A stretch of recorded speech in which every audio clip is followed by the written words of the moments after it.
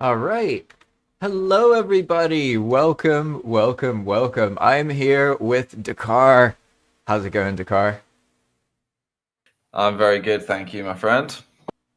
And today we're going to be hosting a workshop basically on how to make your own trailers for your projects. We have Valheim projects, but your project could be anything. It could be in a game, it could be another adventure map in Valheim, whatever it is, this is going to apply to you. In this live stream, we're going to take a look at three different trailers or teasers, whatever you want to call them. We'll start off with the official Valheim early access teaser itself that got loads of people into this game 4 years ago.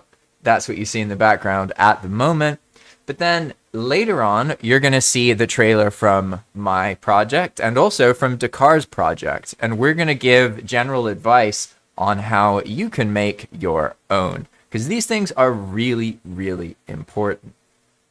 Before I get to that, do you want to introduce the name of your project, Dhakhar, just so people get a sense of it? Sure. My project is called Heim Divers, and it's basically based on Helldivers, the game, or Helldivers 2, more accurately.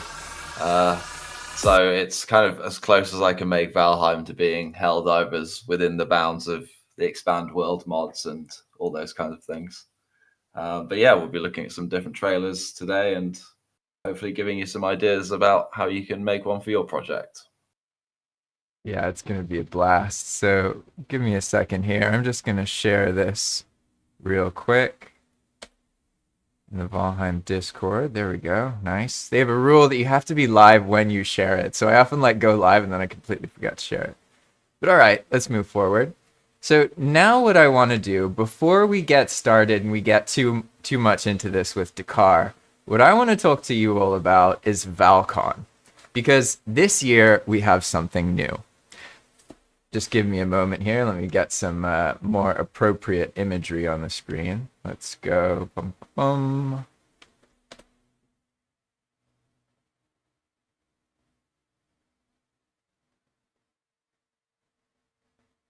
There we go. This is better. All right. So what is Valcon? Well, Valcon is a recurring online fan convention that's bringing the community together worldwide in a few months. This year, we're going to be back and with, wow, sorry. This year, we'll be back in a few months with the second ever Valheim fan convention run by fans for fans. ValCon is a celebration of all things Valheim, a weekend of live streaming, building, interviews, entertainment, competitions, and new this year, Hype Week. This year, we're coordinating with dozens of fresh community servers for you to join up and play. New playthroughs, something we're calling Hype Week. Whether you want vanilla, adventure maps, new mods, or even PvP, there's something for everyone with all of these servers. Dhakhar and I manage some of them, and you're going to get a taste of what's available. But this live stream will also be useful for all the rest of you participating in Hype Week to make your own server trailers. This way, you can show something that's also useful for Valcon, but it's also useful for your own project in whatever you plan to do.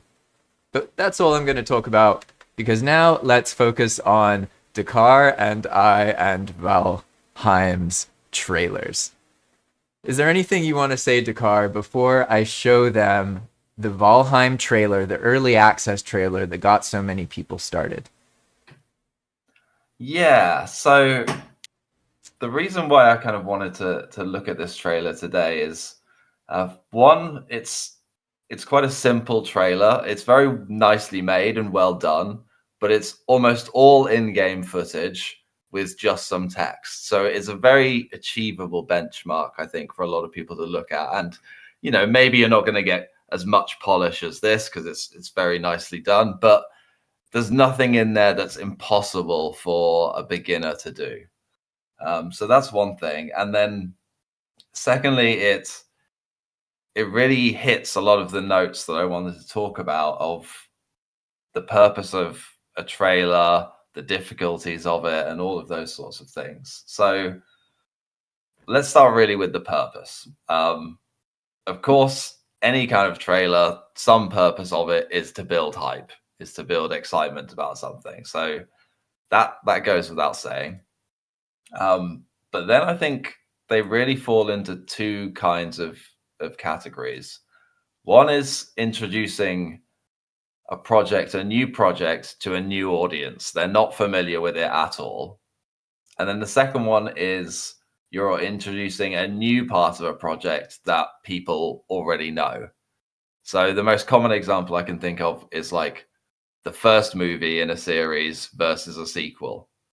So in the first trailer for a movie, the audience doesn't know who the characters are. So the trailer has to introduce them like in a very simple manner and introduce the world in a simple manner. But the third movie in the franchise, we know all about that. So the trailer is structured very differently. And it's the same with video games. The first game in a franchise is going to look way different to one further down the line.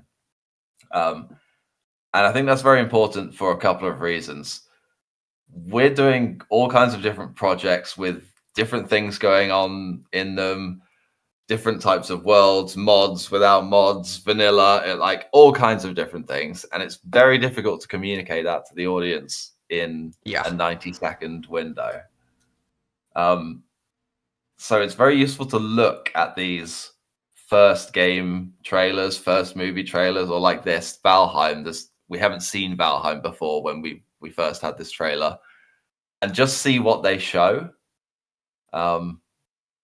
So we can watch the trailer and pick some things out, but the things I'm going to sort of highlight are everything is very clear and focused. We're not interested in like external details. So for instance, when they show the forge, we don't care about if there's add-ons or if it's in like a realistic place or anything about that. It's all about the simplicity of there's a player and he's using the forge.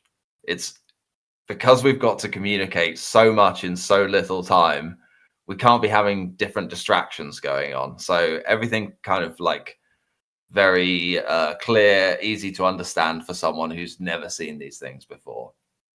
The second thing is there's very little of like the actual function of mechanics. It's just about showing you that there is something there. It looks cool, it looks emotive, that kind of thing. So they'll show a bit of sailing, but they're not showing you like the wind or how the rudder works or anything like that.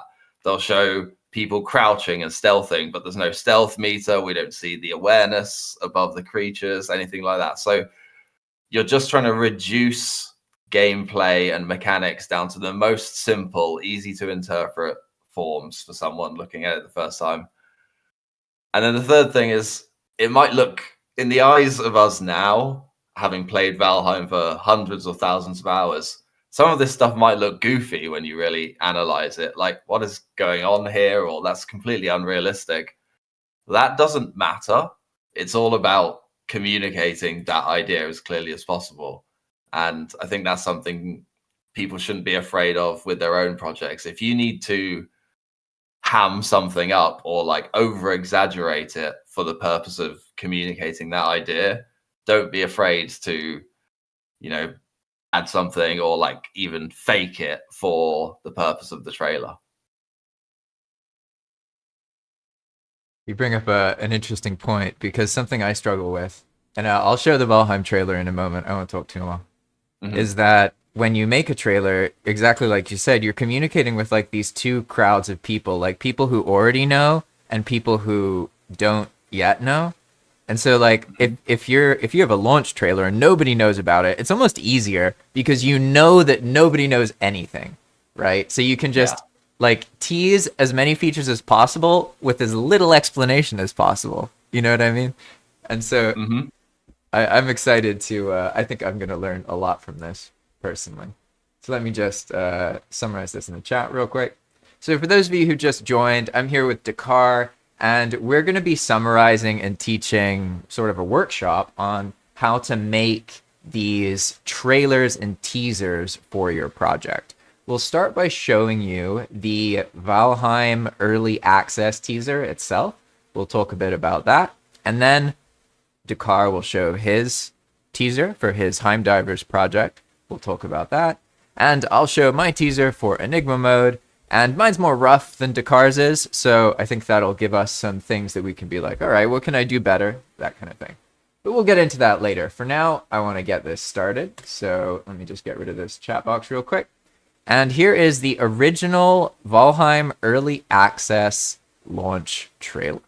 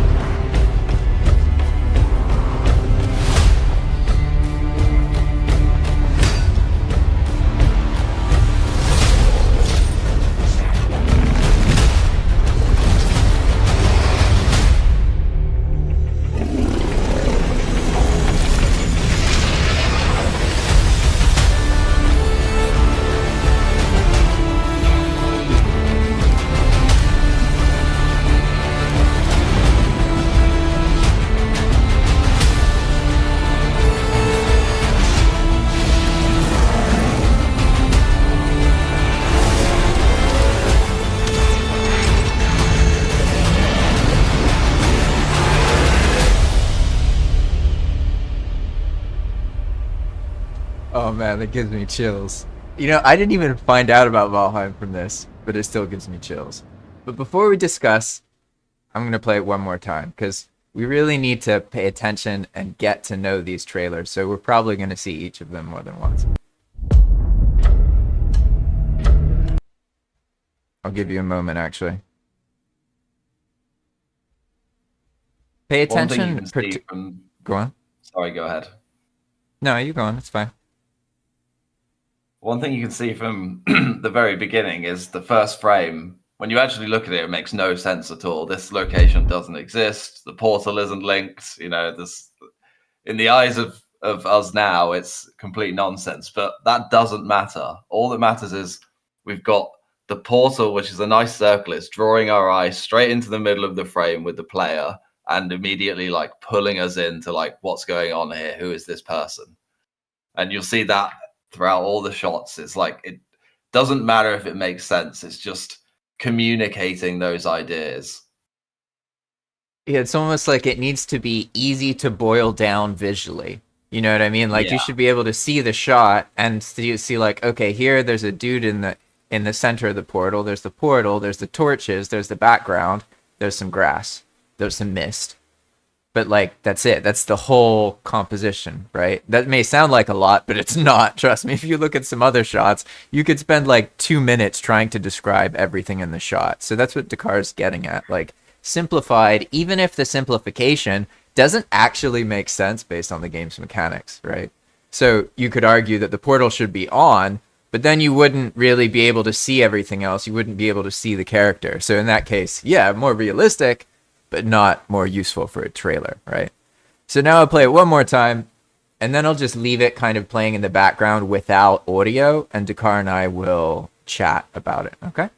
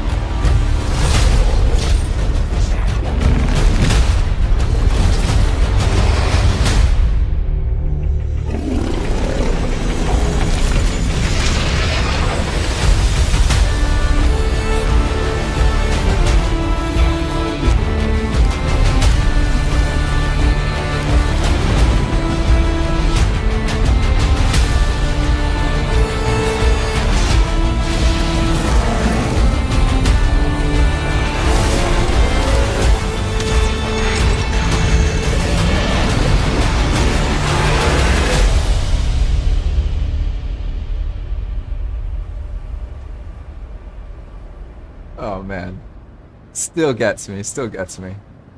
All right, so give me a moment here. I'm just going to set this up to loop and then mute it. Okay, so now we'll have visuals in the background. And let me pull up the chat again here. There we go. Nice. All right, why'd my stuff stop looping here? What's going on? Oh, all good. There we go. All right. Awesome. So before we get started, Dhakhar, I want to look at the chat real quick. And hello, Give Me Acid. Welcome, Captain Crumbs, Left Af, Astrid. Good to see all of you here. Thanks for joining us. So Crumbs said they're all reacting to the trailer. Crumbs said they did manage to showcase a lot of excitement, even though the game was half of what it is today.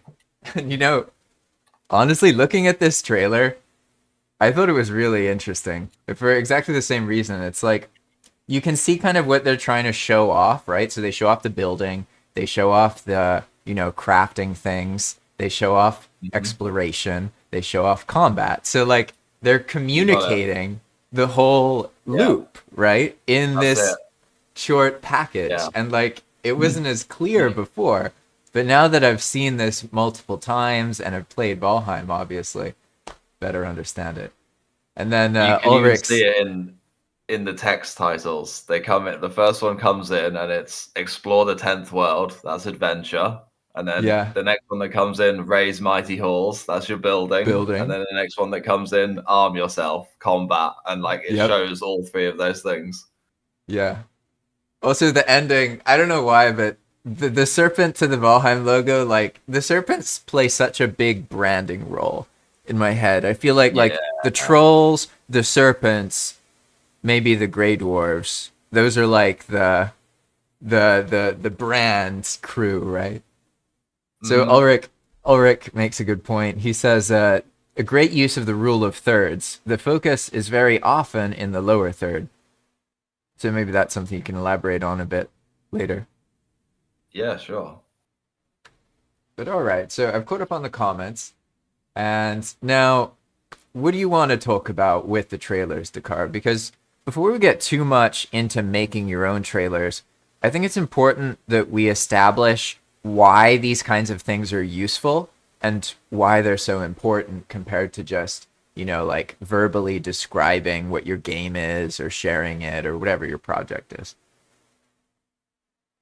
Yeah, well, I mean, you already perfectly hit on one of them, which was how do we distill our massive projects with all kinds of different things into these really neat, tightly packaged concepts like adventure building combat.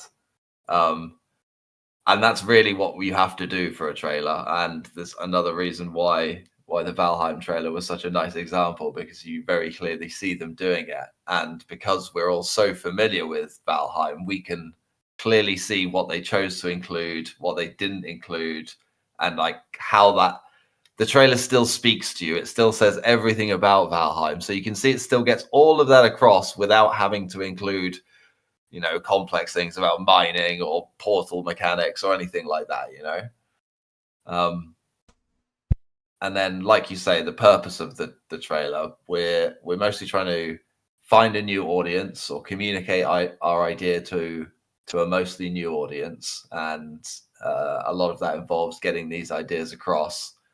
And it's a very different medium to fully writing about it. With a write-up, you can give full details on exactly how stuff works. Here, you're just giving like a very exaggerated flavor of it.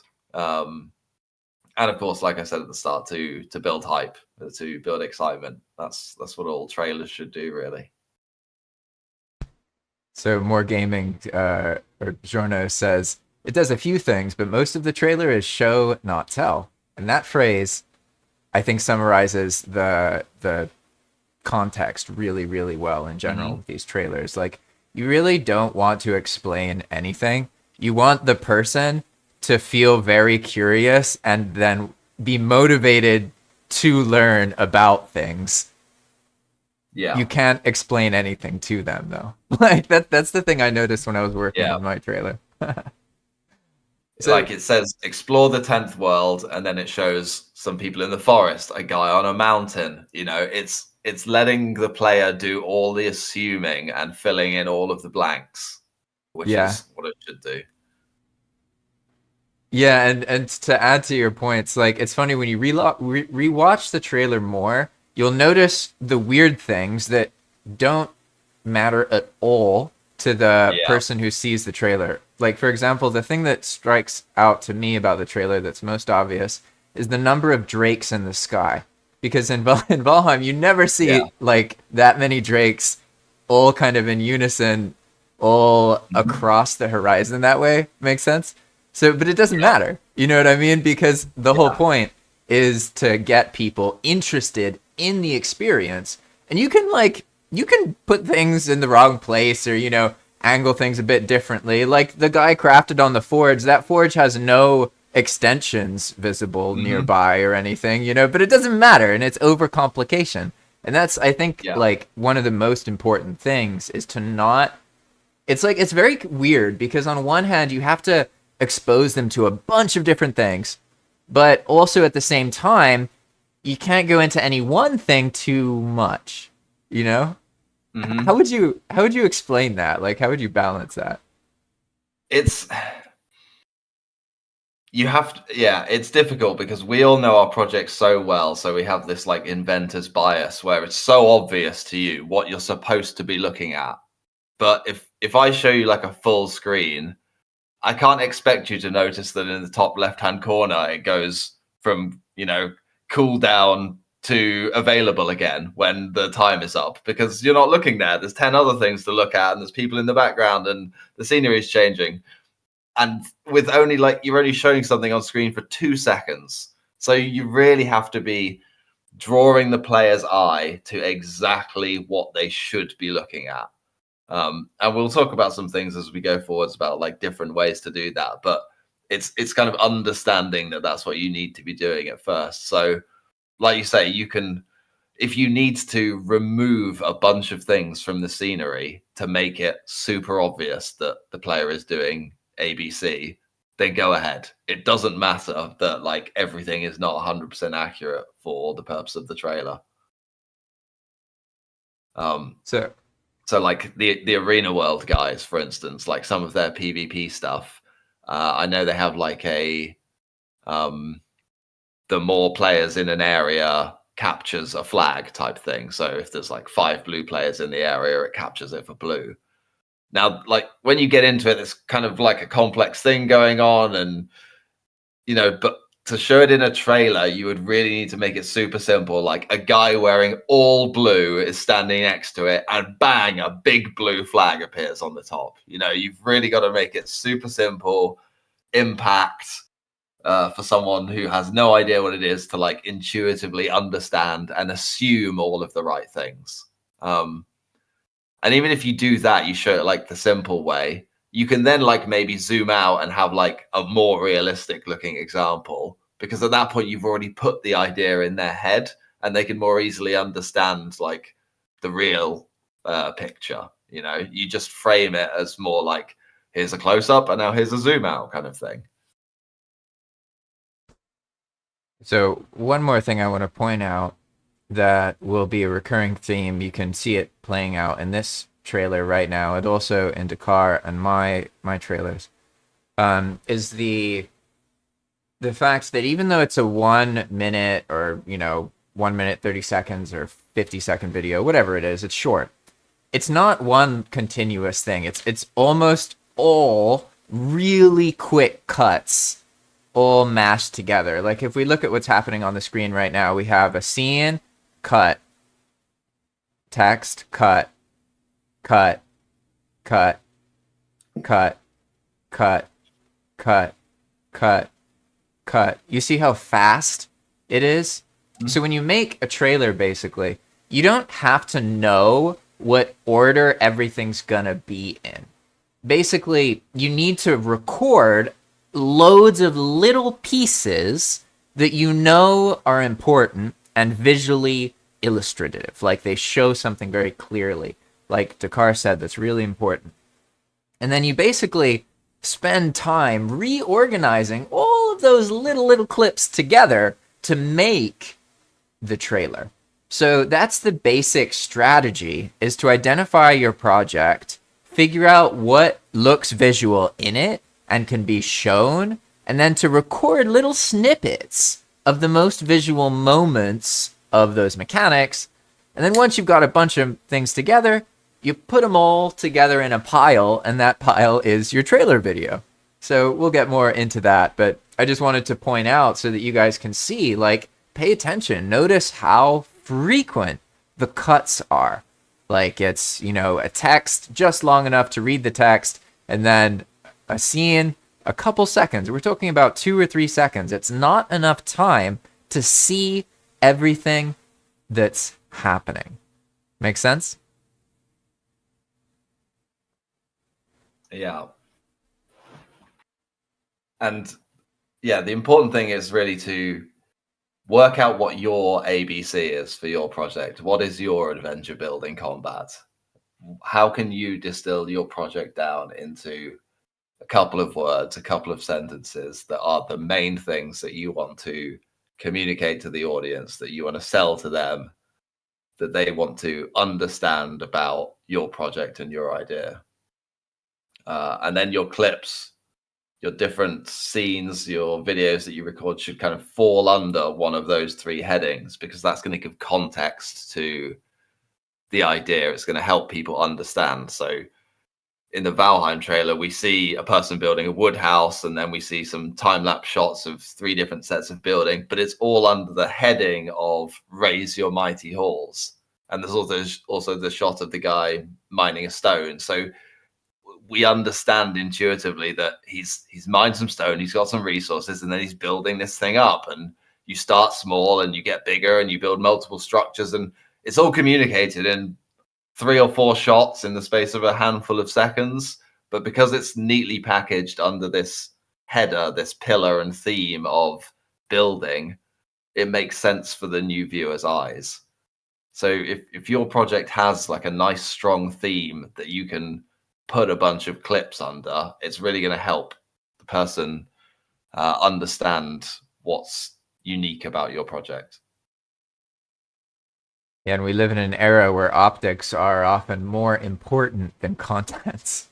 So if you ignore optics, it's really hard. Even if you have a great project, you have to manage the optics of the project and make it so people can, like, see the things that draw them in to experience the great project. Because if that can't happen, then it's really tricky to actually get people interested enough to give you a shot. Because we live in a world, and this is something important to remember, where, like, people have been sort of like betrayed by games a lot, and companies. So they're very hesitant to trust that, like, okay, you're doing this project. Why should I trust that you're going to make a fun project and you're not just, you know, doing this to try and get money or get something out of me? Because that's what most game experiences are, right? So you have to just keep in mind that your viewers are skeptical of you, and you need to understand that they will come to trust you over time, but in the beginning they won't. So you have to find ways to illustrate things effectively. It's really, really important. And Ulrich also makes a good point, and also More Gaming here. So More Gaming, or Bjorno, said, from a new player perspective, you can tell how progression of building works just watching the trailer, just knowing wood comes before stone, etc. Yeah, and if you pay attention when you rewatch it, you notice those kind of details, right? So that's another thing to think about. Like, if you play your trailer and somebody instantly rewatches the whole thing from start to finish, your trailer worked. Does that make sense? Like, it's kind of funny. It's almost like you want them to see things that they're confused about, but not confuse them in the wrong way, right? So it's like that's something that we'll articulate better on throughout this. And then Ulrich Gaming and Music says, I would argue the sound is even more important than the visuals sometimes. I think you're right about that, to be honest. I mean, I Yeah, 100% agree. That's like the next major thing I want to talk about that we'll get to. oh, wonderful. And I've noticed that about games in general, because just like all of my favorite games have a ballin' soundtrack. And the moment I hear that soundtrack, I just dip into that love of the game immediately. I feel it. And it's like if you don't have a strong identity with your music and the sounds in the game, like I know some people think that it's not that important, but it's like incredibly, incredibly important. I don't think it's a coincidence that like all of the most famous games ever have incredible music, like the Zelda series. Like Hmm. it's known for its music, right? You know, like I mean, Yeah, I think very maybe a memorable. game like GTA, that's a really popular game that isn't really known for its music, right? It doesn't have unique music, but aside from that, they almost always have like, you know, like a main theme soundtrack. You know, even Valheim is like that. Yeah, that's interesting, actually. I mean, in some ways, GTA is known for its music, but none of it is its own. You know, it's kind of Exactly. known for its Yeah, because choices. there's a radio of real life music, Yeah. basically, right? So,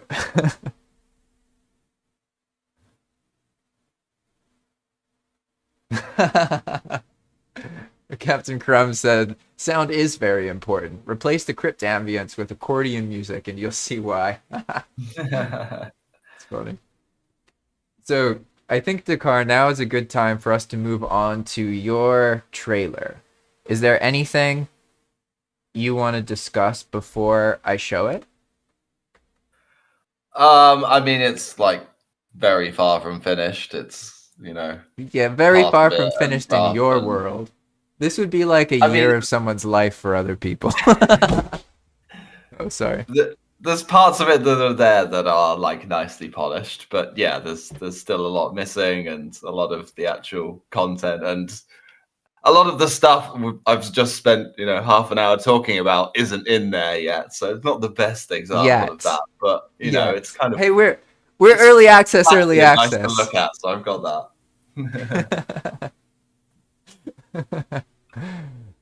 All right then. Well, I'll close the chat for a minute so they can we can see the whole video here. Turn on the sound.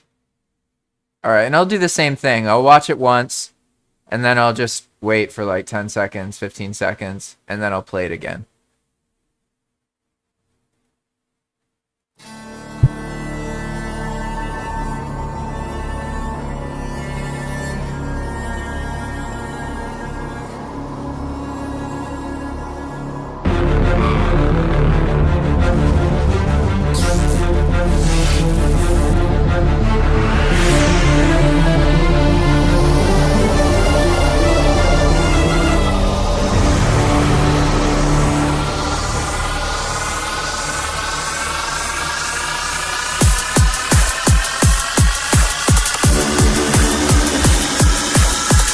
Freedom forever!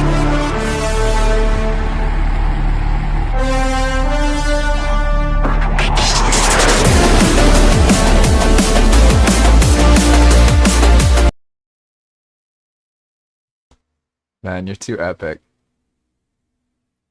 Here we go. Play it again.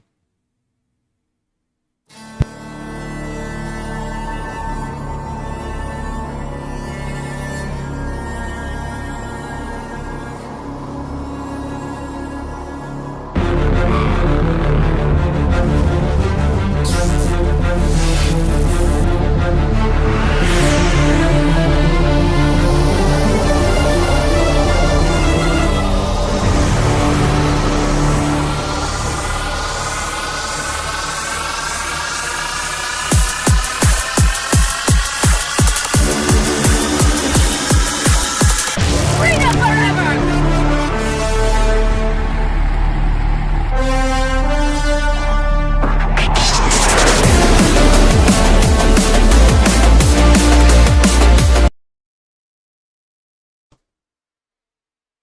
Too cool, man. Too cool. All right, so I've muted it, and I'll just kind of do the same thing. I'll just keep replaying it, in the background without the audio. And what do you want to say, Dhakhar? I don't know. Yeah, I mean, there's some different things that can be taken from it. A lot of that is simpler than it looks. Like I know it looks fancy and whatever, but almost everything when you start breaking it down is like more simple than it appears. And I can definitely help and give some ideas and different things of how to do some different things with text and animation and that type of thing. But again, there's a lot of, like Ulrich was saying, sound is so important. And this is also something that is the same with the Valheim trailer. So the music and the sound effects are both super important. The music is it's telling the whole sort of emotive story and giving the theme. And if you can find some music that changes in tempo, so like in the Valheim trailer, it starts off like very reduced. It's almost just like a clock ticking. And then it builds up to a little bit of strings, and we have the main sort of body of the trailer. And then it really starts rising up and gets more hype as it's talking about combat and going faster and faster. And then it's like full instruments at the end and like really triumphant, play with your friends and all of this sort of stuff. So just by having the different sort of tempos and different instruments, you are helping to communicate the different themes of your project. So that's really good for choosing a track. And then having these like strong points that you can cut or transition on. So like a really good beat. And it doesn't matter if it's drums or if it's piano, guitar, whatever, just some like notes that you can transition on. In the Valheim trailer, it does the same thing, and I always try and do it in my stuff. And then the sound effects. One thing you can notice with the Valheim trailer, and I encourage you to go and do this on your own. You see their like fancy text that comes in, explore the 10th world, bang. The sound is doing 80% of the work there. Because if you like pause it and go frame by frame, you see that the text animation is literally just large text going to small text. There's no camera shake, there's no impact effect, there's no motion blur. It's like very simple. And the sound effect and the transition time is doing all the work. And your brain is filling in the blanks of that text like slammed onto the background. Sound effects are like cheat code for editing because they fool the brain into making all these assumptions about how the transition worked. And from my trailer, an example is my like logo The loading reveal. bar. That too, that, yeah, yeah. like the sound sort of going on with the loading bar, like the music and the sound is fitting it, like it's rising, it's already selling that effect. But then with my logo, I've got like this little electricity sound effect in the background, which is really selling the whole like glitch and logo warping in effect. When you watch it without those, it doesn't have the same impact at all. And it's not complicated to do. Like I promise you find the right sound effect, even like the wrong sound effect, but like kind of close. You slap it in there under your transition, and it's immediately going to look 500% better. And once you've done that a few times, you get a feel for it, and your edits are going to look much better straight off the bat. So just to summarize what Dakhar's been saying, because this is also something I've noticed myself when I'm editing, is that whenever you have a change in scene, it basically like causes the viewer's mind to reset for a moment. And you need to kind of use that as your pacing. So what Dhakhar is saying is that anytime you have a visual change in scene, there should be a sound cue timed to that. And it's going to sort of trick the viewer's mind into not noticing the scene changed. like basically like what you'll notice when you're video editing is there's these things called hard cuts. And a hard cut is when you just go from one scene to another scene and there's no transitions. There's no like bleeding in from one to the other. It's just really fast. And if you're ever using quick cuts with like 2 or 3 second clips, you basically have to use hard cuts because there's not really enough time to effectively transition between each thing because they're gone by the time the person realizes the scene's there, right? So what Dhakhar was just explaining is that the trailers, and this is just video editing in general, this moment, whenever you have a scene change like that, so you get what I'm saying, like you have the clip and then it goes to the next clip, maybe there's some text on the screen, whatever, and then next clip, there's this, then there's, so this is like sort of the same clip, sort of second part, but then this is another clip, and then this finishes, there's a moment, right? And that's another thing you can think about, like when are you going to give people a moment to kind of reabsorb what just happened? These are all important things. So I want to emphasize that it's very impactful if on the moment the clip changes, there is a sound or a beat, especially if you have music playing. There's a huge difference between having a bunch of clips that are just random and having a bunch of clips that are timed to the music. It makes it like fun to watch. It gives this sort of illusion that the video is making the music, sort of. I like as if it's an instrument. It's hard to explain exactly how it works, but that's what I've observed just from noticing things. And so I have a question, Dhakhar. It's visually satisfying. Yeah, exactly.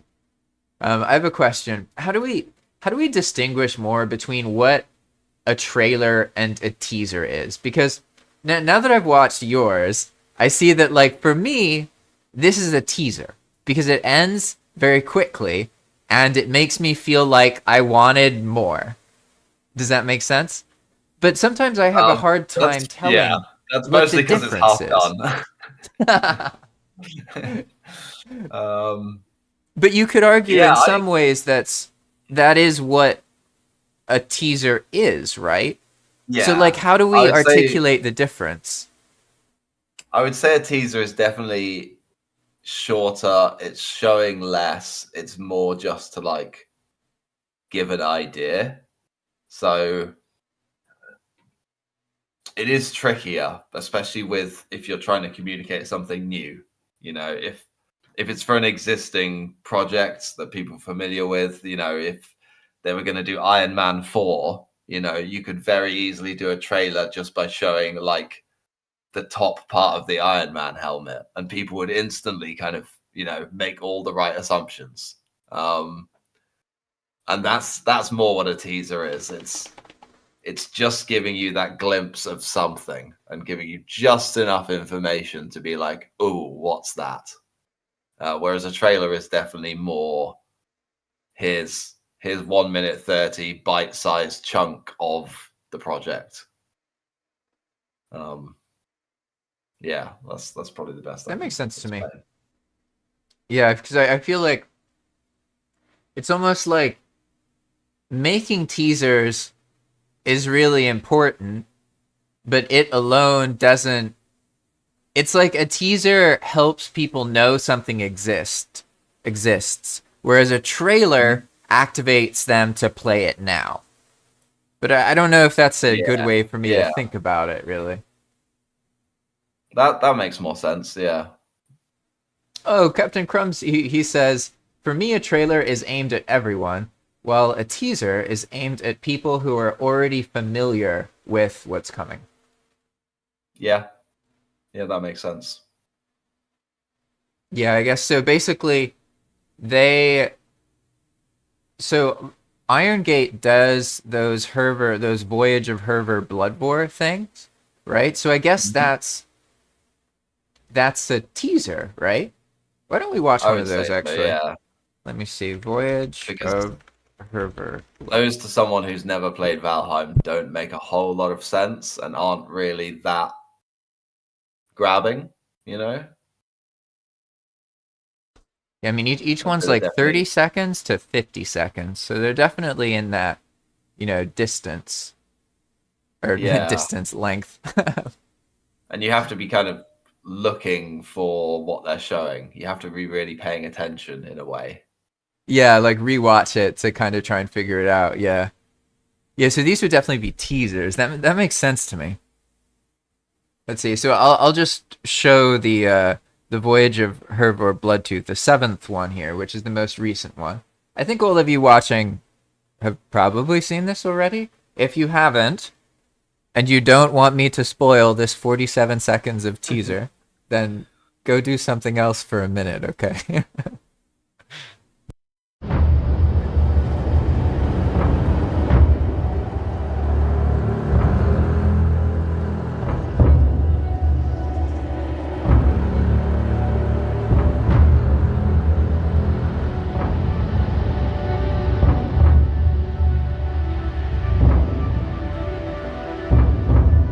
I don't like to think about what could have happened had my axe not been as sharp nor my senses as keen. After all, there is no one left to come to my aid. I may have lost my companions, but it is for their sake that I must continue. The ruler of these lands must die.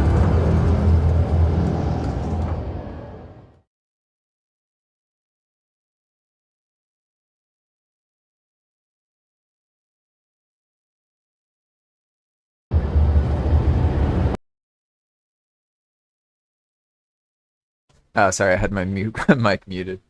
But for 50 seconds, there's a whole lot they show there, and it's really interesting having this conversation because now, like, I used to use the words trailer and teaser interchangeably, but I see that like it really is a different vibe, right? Because like if you showed this to someone who doesn't know anything about Valheim, like Captain Crumb says, they'd they'd see Valheim, and then they'd see snow and trees and a person talking about something and killing something, but they don't understand the context of it at all. You know what I mean? So this is very clearly a teaser, right? Because like even something like this is a dark shot that to a normal player, like, or a person who hasn't played Valheim, what is this? This is just darkness. But for someone who's played Valheim, there is so much information being displayed right now. There's new build pieces. You see them when they're damaged. You see them when they're less damaged. They're darkened, right? You see a location. You see that there's this like messed up base of some kind with kind of destroyed things and some ruins around. You see further on, you get more details. You see new structures. There's suggestions of the different trees, the weather effects. There's so many things being communicated, right?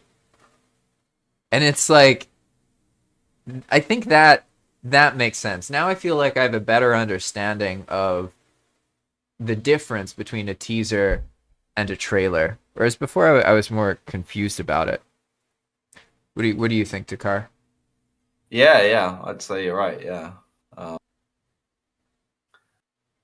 Yeah, the things here are not, they're very different from the first Valheim trailer. There's nothing here being explained. Nothing is sort of focused in on clear. We're intentionally left in this kind of mysterious, don't know what's going on. The first three shots we have are all pulling out. We're getting that sort of lonely feel. It's all, everything here is about the sort of emotive feel in the story. We're not communicating information. The information is there in the background for us to like nerd out over and see like, oh, that's a new build piece. But the trailer is just, or the teaser, Or the even teaser. it's just Yeah.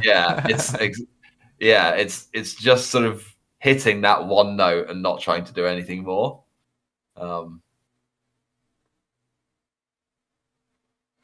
so I guess that Yeah. the best habit really is to be in the habit of making regular teasers for your project as you're working on it.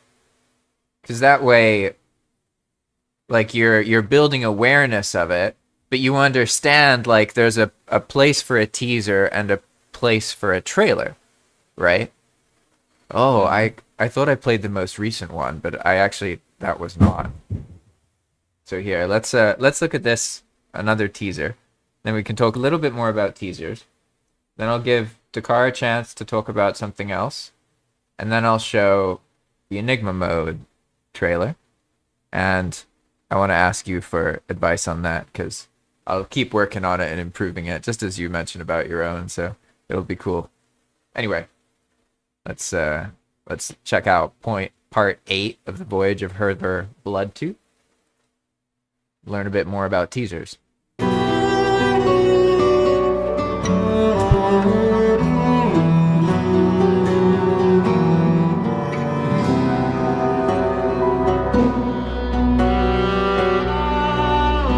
It's strange. I can't help but feel like there should be people here, just waiting to welcome me. I think the winters looked like this when I was a child, and any moment my father should be welcoming me home. But he isn't here. No one is.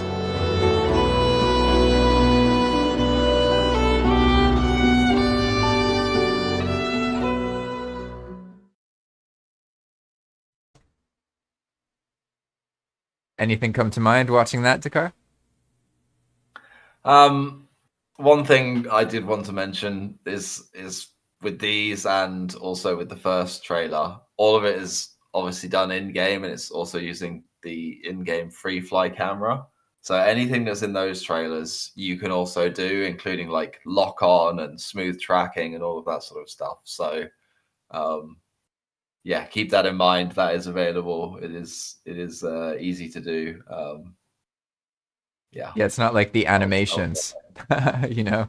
Like these kind of videos are much more affordable to make. Like an average person can make this. I call it machinima. I don't know if that's what it is, but like in my head, when you can record entirely in the game itself, it's machinima. I don't know. Maybe it's not, but that's what I call it.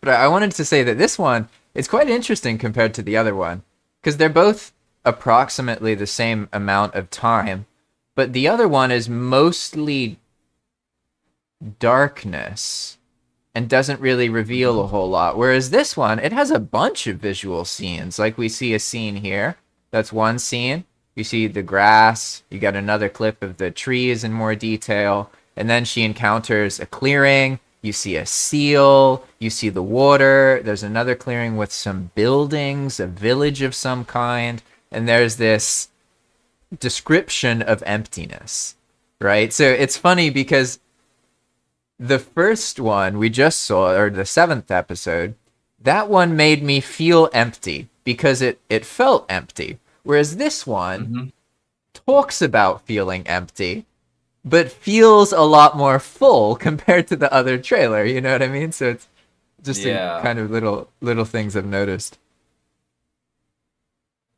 Yeah, you can definitely see a lot more in this trailer with the lighter atmosphere.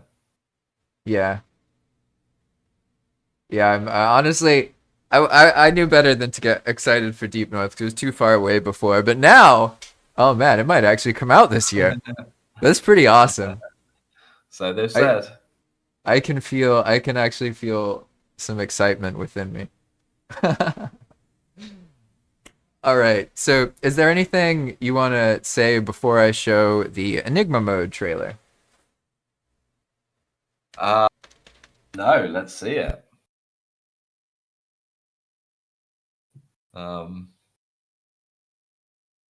Yeah, we can talk about some specific stuff afterwards, but no, I'm happy to see it. Yeah, so as Crumb says, I love that they're using the game to make these episodes. I also think that's pretty cool, to be honest. I like their animations, but it hits differently. You know what I mean? Like, I want both, to be honest.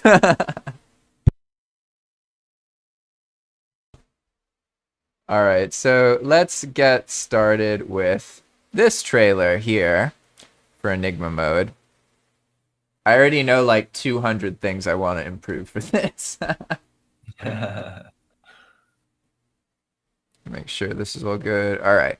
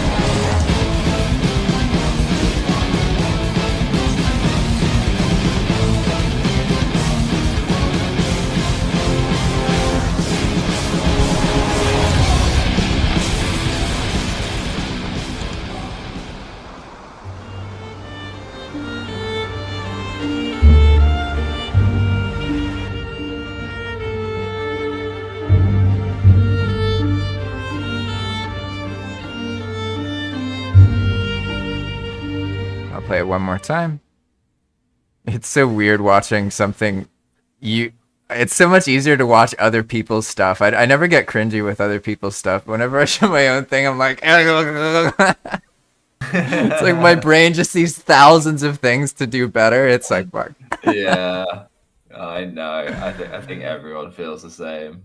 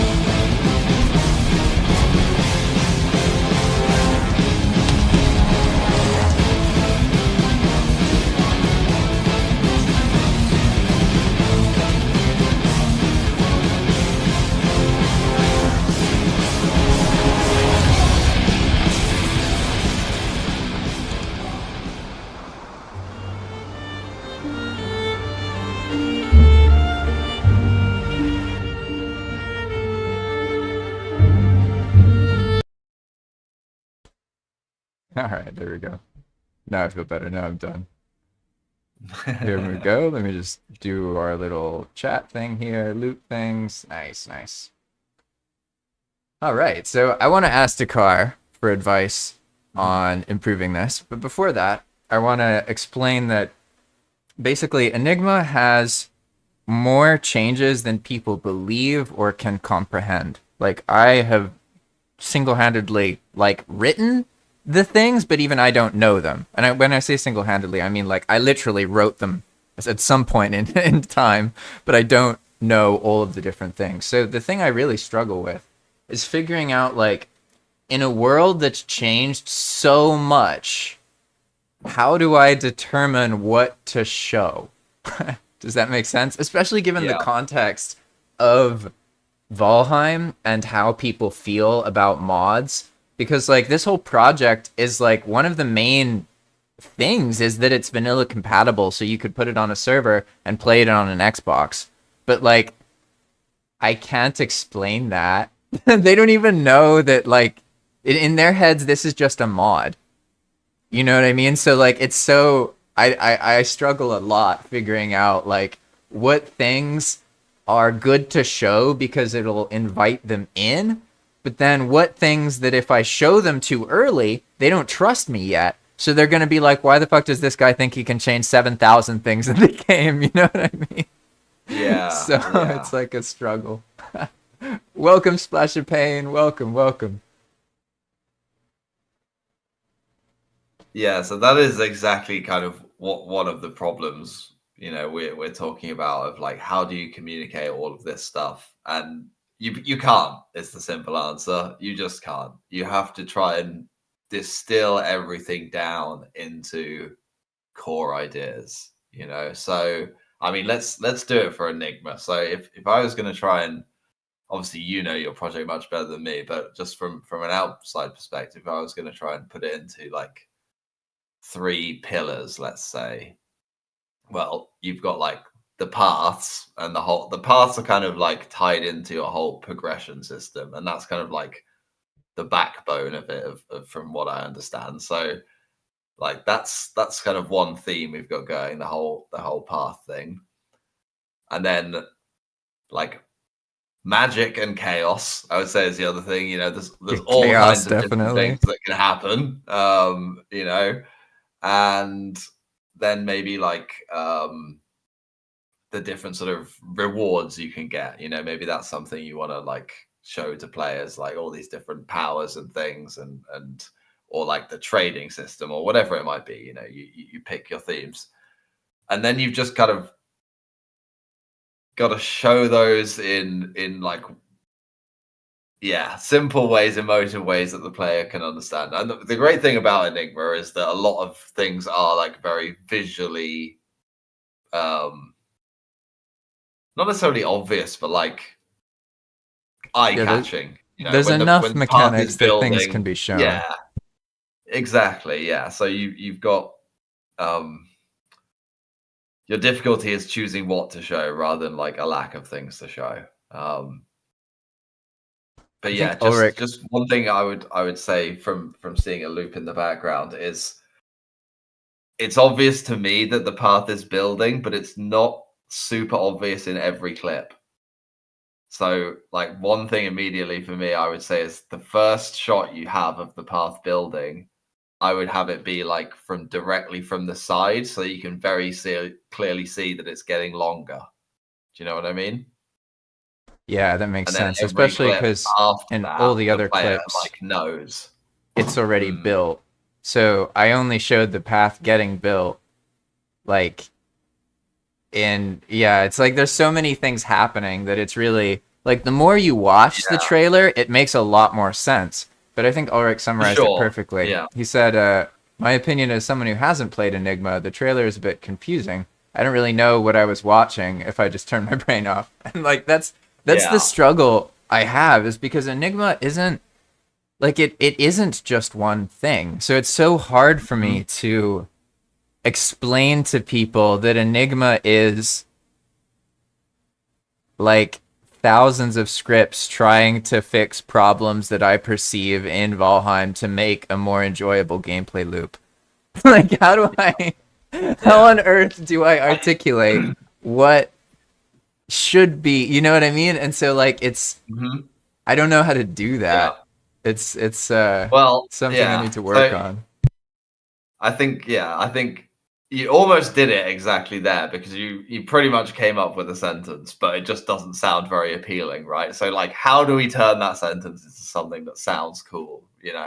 Is it going to be like a new way to play Valheim or something like that? Like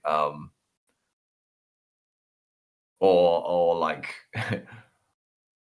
play Valheim with a touch of magic, or something like that. We're just kind of like, the first thing we're gonna say to the player is like just to give that broad idea, right? And then you can maybe like quickly show a few different things that don't have a lot of information, don't need to make a lot of sense, but like look fancy, like the road building in front of the player, or throwing coins to a trader and like an effect going off. You don't even have to show what they get, but like if we're throwing coins to a trader and coins, the coined effect appears, that's enough information for the player to like realize that some kind of trade is happening, right? You just got to show a few things like that, and then maybe then you say like, you explain things like, you maybe say like alternate progression system, and you show like the chests, like you have the chests. I would say you only need to like show one of it happening. You show like the Ike there you have with him chopping the wood and getting it and put it in the box like that. When you have a bit more context, that makes sense. You can refine that into making sense. But then you don't need to show it for the rest. You can just show like the chest at the boss altar, and the player can like infer that the same exists for the other bosses. You know what I mean? Yeah. So it's one thing that's coming to mind is that the timing. Like basically, I don't think I gave enough gaps or pauses. So like, it's too consistently new thing, and it's like building with the music, but it's like very much like something even someone who is familiar with Enigma, they won't understand it as well until they rewatch it. So like, I enjoy rewatching it, and I notice how as I rewatch it, it makes a lot more sense. But I think that pacing I could improve simply by adding more pauses so that the person just has a moment to like think about what just happened. But I don't do that because every time there's a moment, I like shatter their expectation with something that's impossible again. Like, so like there is no moment to like know what to do, breathe. you know what I mean? Yeah. And yeah, so Ulrich says after watching the trailer, I struggle with knowing why I should play that.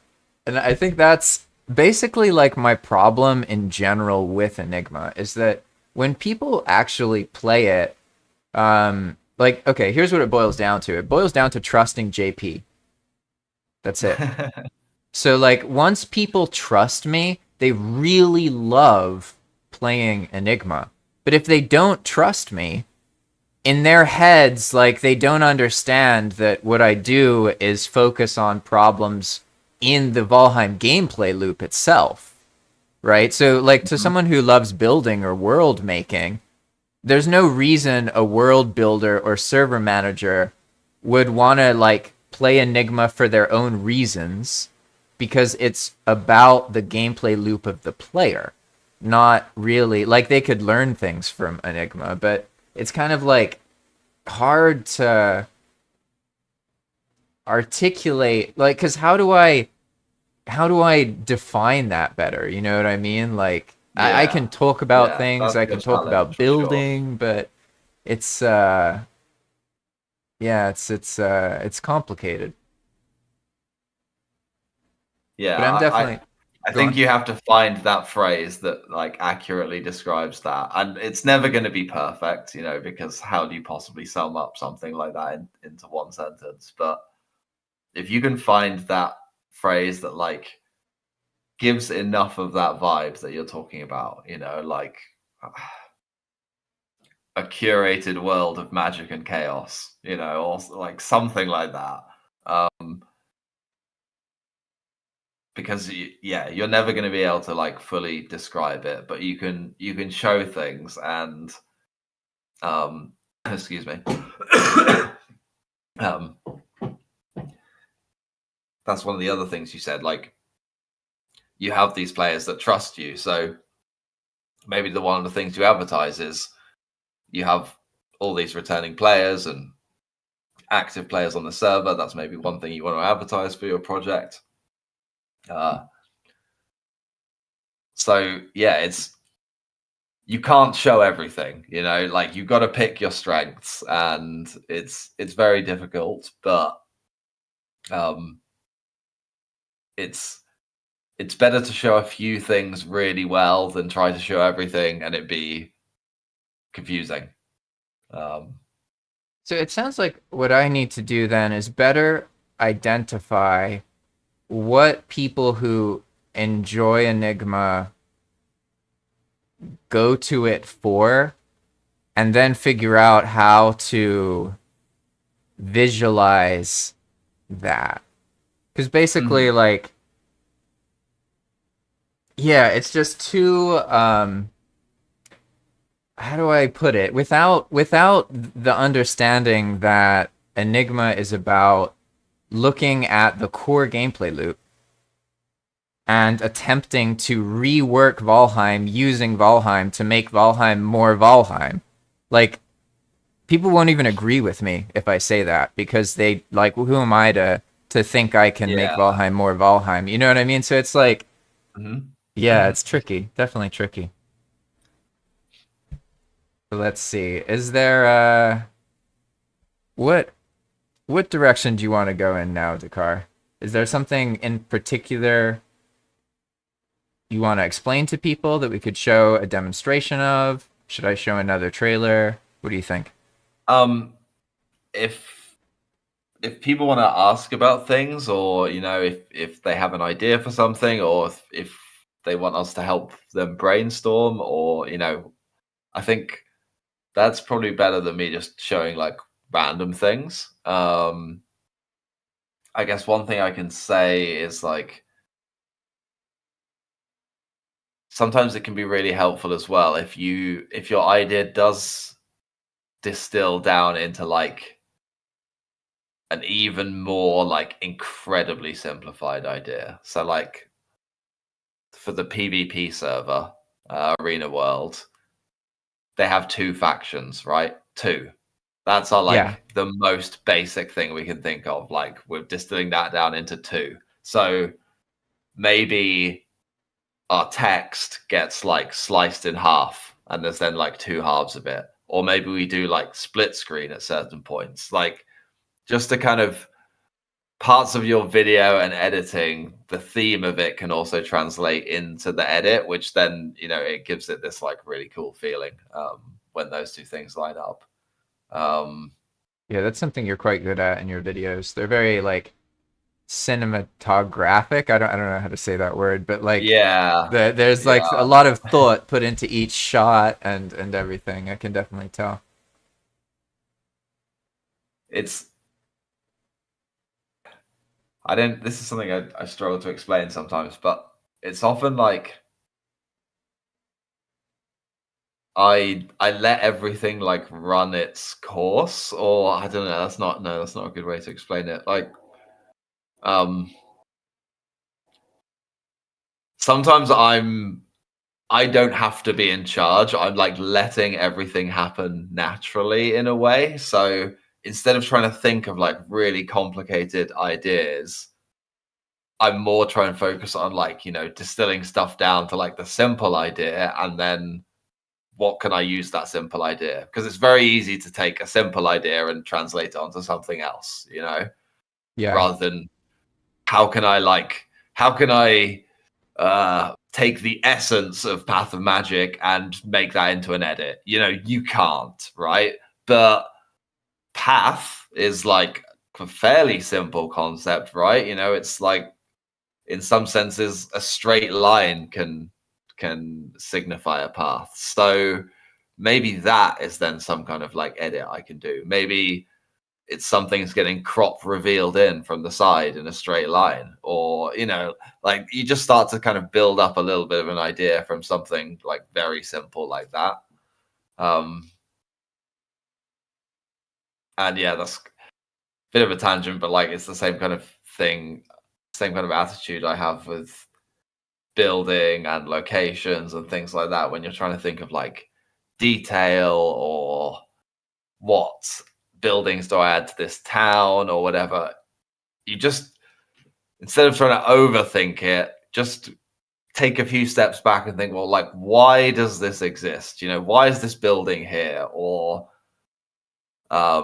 if it's a house, like, where do they get their water from? You know, okay, well, there's no river here, so okay, I need a well. You know, now you've got your next piece of building for your village. And you didn't have to like think creatively. You just thought like logically about why this building is here. Like, okay, well now how do they get food? Are they hunters, or is there a road to a nearby market, or down to a dock where they can do fishing? You know, you just kind of like ask yourself these questions and let the answers flow to you rather than trying to be like a creative genius all the time.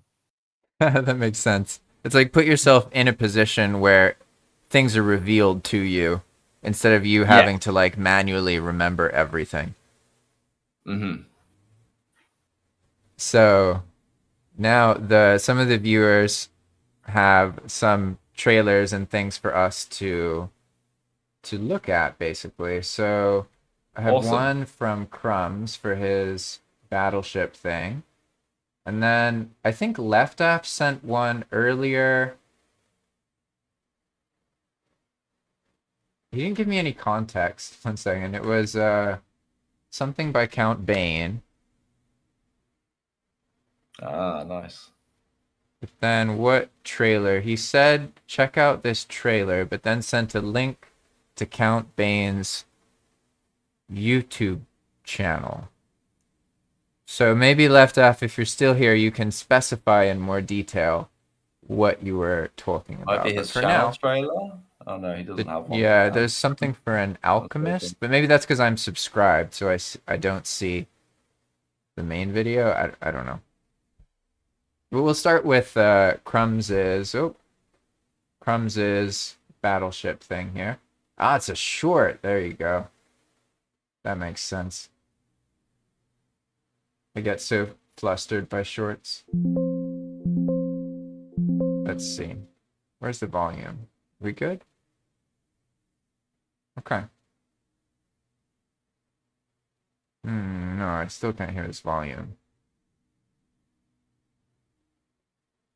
Oh, in the top left, I think, there, next, in the top left of the Ah, shorts. yeah, it's hidden. It's right here. Yeah, I see. So you can tell how little I hate shorts passionately. Nothing to do with Crumbs. Nothing against him making a short. I just personally despise what they do to me. Despise how I never planned to watch them. I just find that I am watching. Anyway, that's a tangent. Here's a Crumbs trailer for Battleship in Valheim. I guess I can't make it full screen. Here we go. Full screen. Do you enjoy the soothing screams of torment echoing across a beautiful bloody battlefield? Naked Viking flesh on wooden spikes? Catapults made to crush you the toughest bend into minced meat. Unmeasurable pain and burning death sent from above by the mighty Thor to punish, well, everyone. Then you have some serious problems, but we won't judge. We invite you to join us and embrace your inner cycle by watching the Battleship Team Deathmatch on Wednesday the 29th of October. Check in for more info. Be there or face the wrath of Odin. Do you enjoy? Crumbs has such a unique style. I gotta say, when I saw that Iron Gate for April Fools, they made some teaser video or some joke video, and I swore, like, when I watched it, I was like, did Crumbs make this? Like, it felt the same. I swear it was that same kind of humor. But so, for those of you who haven't or don't know about this, basically, Crumbs has been hosting these Battleship deathmatch, like, live streams. If you've ever played the game Battleship, like the board game, basically it's that, but in Valheim. And instead of boats, the player stands on a grid and like throws bombs at the other people, trying to hit them. It's got like a turn-based thing. So, what in particular, Crumbs, do you want feedback on, or what do you want? Like, what's your purpose here with the video? Because I can assume basically that it's to show people that it exists, and then you can have some more people watching and also find people who want to participate. Because just so you guys know, this is like what Dhakhar and I have shown so far are like whole projects, like a whole game mode to play. What this is like a session. So like you join this event on this date and you play this game in Valheim with these people, and then you're done.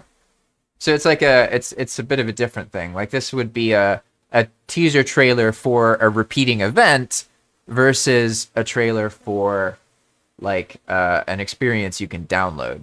So there's a little bit of context there. What do you think, Dhakhar?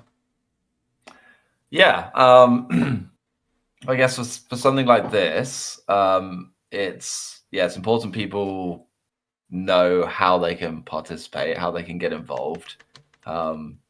So I don't know if there's, I'm guessing there's somewhere here about how they can join. But yeah, if for something that's repeating, obviously it's, you can't put like a single date in your video because then it's immediately out of date. But if it was weekends, or if you can give them a link to join the Discord or whatever, that's great. But watching the video, the things that I see in it that are like really clear, like when he's talking about the catapult, it's very clearly focused on that. It's centered in the screen. There's like nothing else distracting going on.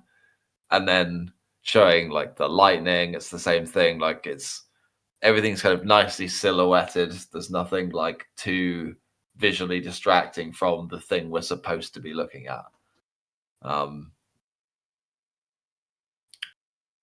So yeah, I'd say it's it communicates the idea well, for sure. I think maybe it has the same kind of issue that my trailer has, where it's like when you're showing something that's done in Valheim, but isn't Valheim normally, Like there's a lot going on that confuses people that has to be made clear, right? So like Yeah. the thing I get from watching this is it has the vibe of something entertaining or comedic, less so than something informative about Battleship, for example, because it says Battleship, but I don't notice Battleship watching it. I see Yeah, Crumbs's humor and I the wouldn't be music, but sure there's this. no Yeah, what is Battleship, right? yeah, I wouldn't be certain this was an event if I watched it. If I'm with you, this like you could easily think this is like a skit, for example. Yeah. Um, Yeah, so I guess just make it clearer that it is an event where this battleship variant or something is played in Valheim. Because the thing that seems missing, at least from my perspective, is the link to battleship. Basically, it could just be like like rotunda or pollo or some random word, and the video would still make sense to me because it's like epic narration, music, comedy. So like I don't know that the battleship thing is important. I don't know if like other people can join, that kind of thing. And as Dhakhar mentioned, like what would be good, Crumbs, is to make like a variant of this that doesn't have a date, and then you can just like use it anytime you want to invite people or tell them about it. You just share the video. You know what I mean? So it's like it's useful for the same reasons as for like the trailers we make and everything. Just in general, like I want to get back to that actually. That the main benefit of things like this is that it's for outreach. It's for like reaching other people. Making visualizations that people can watch will almost always perform better than just describing something with text. Like if you say, "Hey, this cool thing's happening, come check it out." That's different than sending a link saying, "This cool thing's happening, check out this video." And then they watch the video. That's not something in the future. They can watch it right now, and then they can learn about the thing. And you'll always get better retention and better like rate of return if you use teasers, trailers, and videos instead of just text. So that's just kind of like overall why we're focusing on this. And so Crumb says, I treat everything as a joke. So I guess my main question is if it's doing anything or if it's just a weird video, I guess. How specific, Crumbs. Well, to be honest, I think it's very close to something that's useful as basically an ad for the game type that you do. It just needs a little bit of adjustment so that it's more clear that there's like... I think I know what's happening. In a board game, there's teams. And in Battleship, right, like, it's just one versus another person, so that doesn't show very well. But in the version that you do, there's two teams of people fighting each other. So it's hard for me to visualize that when in the trailer there's just one person there. I don't really understand. So probably it would be easier to understand if you used footage from the live streams where all of the characters are there. Because like this same shot right here, for example, if we go here, like we just see like an empty court with one person. So we have to then figure out, okay, there would normally be a full court on each side. And, we have to imagine stuff. So that doesn't happen. But if this was a shot with like two, like, I don't know, 4 or 5 Vikings on each side, that immediately brings the visual of like tennis or of volleyball or of sport. So it immediately makes you think of team and game. So I would recommend changing the date so there's no date and making it so that multiple characters show up in the shot so that it's more clear that this is a Battleship variant where two teams face each other. And it's definitely, these kind of things are very useful. So I think it's more than just some silly joke. This is something, it's like the rough draft of an effective trailer for you to get people interested in participating or watching. I think these things are more interesting to participate in, but I don't know. That's my 2 thoughts. Yeah, humor's great as well for trailers. and it's the kind of thing that makes people want to watch them more than once. And yeah, but you brought up some great points there, JP. Like, and as well, like, yeah, with something like with teams, you need to make it as obvious as possible. One team all in red, other team all in blue, that kind of thing. And yeah, like if for events and stuff, you know, you do have the date and the event down there in the text at the bottom, but for something like this, you like really need to sell it. So when you have that date come up, you want it to be like full text on the screen so people can't miss it. Or like when you say like community events, you know, that needs to come up like straight away, middle of the screen, so that people really sort of get it in their head that this is something that I can be like enjoying and joining and getting involved with the community. So yeah, a lot of what we're saying is like repeating the same point, but it's all about like making things like really simple, clear, obvious to understand, as like in your face as possible to communicate the idea. And yeah, all the fun stuff and the details and everything like that is around the edges, but you need to make sure your the main thrust of your idea is getting through.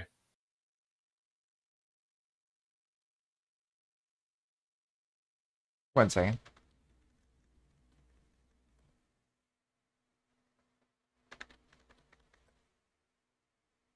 Okay, so let's see. We have a couple things in the comments here. I'll read these through real quick. So, hello Bricks, by the way. Bricks1991 says, I think I should try to upload videos in English. The Italian Valheim community is dead. I don't know anything about Italian Valheim, but I definitely encourage you to upload Valheim videos. I can't say, you know, Valheim is something super popular for people, but if it's something you enjoy, it's definitely worth a shot. I mean, I love making videos. It's been a really enjoyable part of my experience. We'd be happy to have you. Yeah, we will. And then, let's see, Crumb says, short scrolling. You see, that's why I don't like it. I wasn't even trying to do that, and it started trying to spoon feed me more. Crumb said, yeah, this one was made before we did the first one, so I had no idea of the actual fighting or the actual event. That's why it was dated. It was aimed at getting people to watch the first event. Yeah, now we've done 2 of them, I think there were 2 of them. Yeah, I participated in one, and then there was another one, I think. There were either 2 and I missed one, or there were 3 and I missed one. I don't remember. Oh, did it again. All right, and then Ulrich says, I think another important point to remember is you have to assume that all watchers are brain rotten or 3-year-olds. I think that's just good advice for the internet. Yeah, but yeah, it does play into the same thing. Like, you know, you can't expect anyone to understand what you're showing. You know, it does have to be like the most basic and obvious. Yeah. Or it's at least going to do better that way. And it doesn't mean to show that you can't show complicated things, but you have to hold the viewer's hand and walk them to the complicated thing. You can't just like give it to them raw. They're not going to understand anything you're showing. Their brain's going to turn off and they're going to be confused. And then like everything you've shown them for the next 10 seconds, they've not understood or comprehended because they're still thinking about the previous thing. It's like you said, you need to give them like time to breathe. You need to like let their brain go, and then like they calm down for a few seconds. There's some like there's 3 words on the screen that they have to read, you know, like arm yourself or whatever, you know, and then we're ready for the next few clips and like crazy things happening. So Astrid brings up a really good point, actually. This is a great thing to talk about. Speaking of language and text, one question. What do you think about artificial intelligence voices for trailers and videos? I have feelings about this, but I'll let Dhakhar speak first. It depends, I think, ultimately. There are definitely times where a video comes on and immediately I can tell it's an AI voice and it turns me off from the video. But that's almost always in the situation where the person could be using their own voice, or at least it feels to me that they could be using their own voice. And I understand, like, not everyone's comfortable speaking on camera or, can speak English as a first language. So, I don't mean to like impose that on anyone. But for instance, like, I would use an AI voice in my trailer if I wanted like an epic movie announcer this summer, like that voice, because I'm not capable of doing that voice very well. And I think everyone would,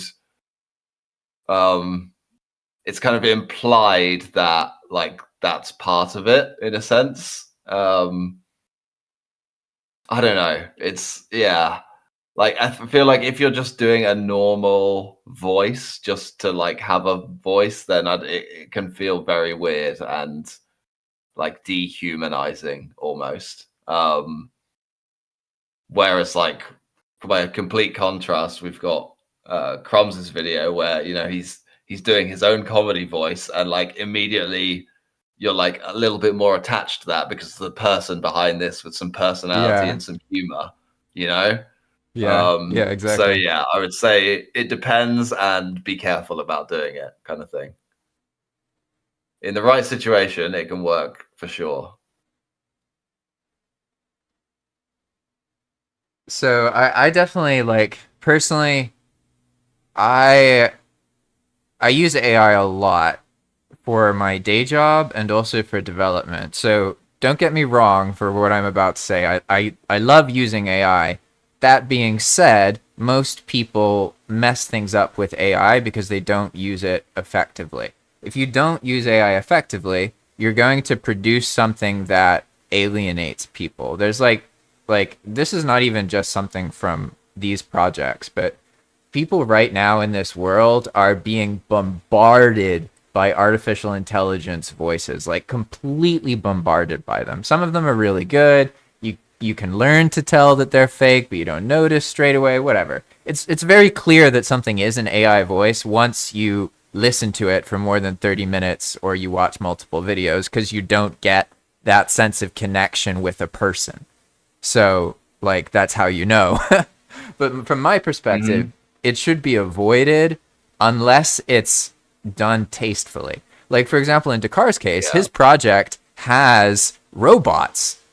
In my head, robots sounding like AI, they should sound really like AI. I want them to sound like AI. The Yeah. thing that bothers me is when, like, the AI voice sounds like it's trying to be real, but I know it's AI. I don't trust it. I don't trust the person anymore. So like it was the same for me watching Crumb's video. The moment I was like, is this AI? Oh no, it's Crumbs. I like it. The moment there was that recognition of another human, you get this fondness. And when you use AI, you risk that. So I personally don't think it's a good idea to use narration. But that's just my opinion. I'm someone who makes content and narrates things for work, so I'm very used to narrating. So it's easy for me to narrate. So I would rather narrate something myself if I was choosing to narrate it. But I understand a lot of people don't want to share their voice, that kind of thing. I would say for a trailer or a teaser, if you're thinking about using AI, you're probably better off with music and then well-placed text on the screen. But, you know, that's that's just that's just my opinion, really. I don't know how other people feel about this. AI is a topic that a lot of people have strong feelings about. You know? Yeah. I would say it's risky for those reasons. Like you are going to alienate people, and it can give that like icky feeling. Yeah, it's definitely contextual. Like if you if you needed a famous celebrity's voice for like a joke, then like AI is probably the way to go. But if you're like leaning on that voice for like the entire narration of it, then it's gonna sound weird. Yeah. And I guess if you, it's like, okay, the thing that bothers me about AI voices is that they try so hard to not sound like AI, so it makes me not trust it. But if it's obvious that it's AI, I don't know if I would feel that way. So it's Yeah. kind of like if you make an AI voice that is trying to sound real, unless you get it to sound perfectly real, it's going to sound not trustable. And the chance of you making a voice that sounds perfectly real, I mean, it's possible. You can do that. There are tools that allow you to. But it's still, it's complicated. And by that point, maybe like you can make, like with Crumbs, for example, it's funny because he uses his own voice, but his content is so comedic, he could probably get away with using like a really purposefully shitty Viking AI voice that like is comedically shitty. You know what I mean? Like I think that would be really funny. And so the main thing to think about is like if you use AI, keep in mind people are burned out by it and it makes them not trust. So whenever that happens, yeah, you just gotta be you gotta be careful, really. And I mean, we could also talk about expectations because that's a whole other thing. And Ulrich, if you want to, we could get into that. Like, if you want us to look at the trailer for Starheim, by the way, you could just send a link. I just want to make sure I don't like bring attention to something if someone doesn't want that right now or anything, because I know these things are frustrating. But the thing I was getting at is that expectation management's really important, especially managing your own expectations.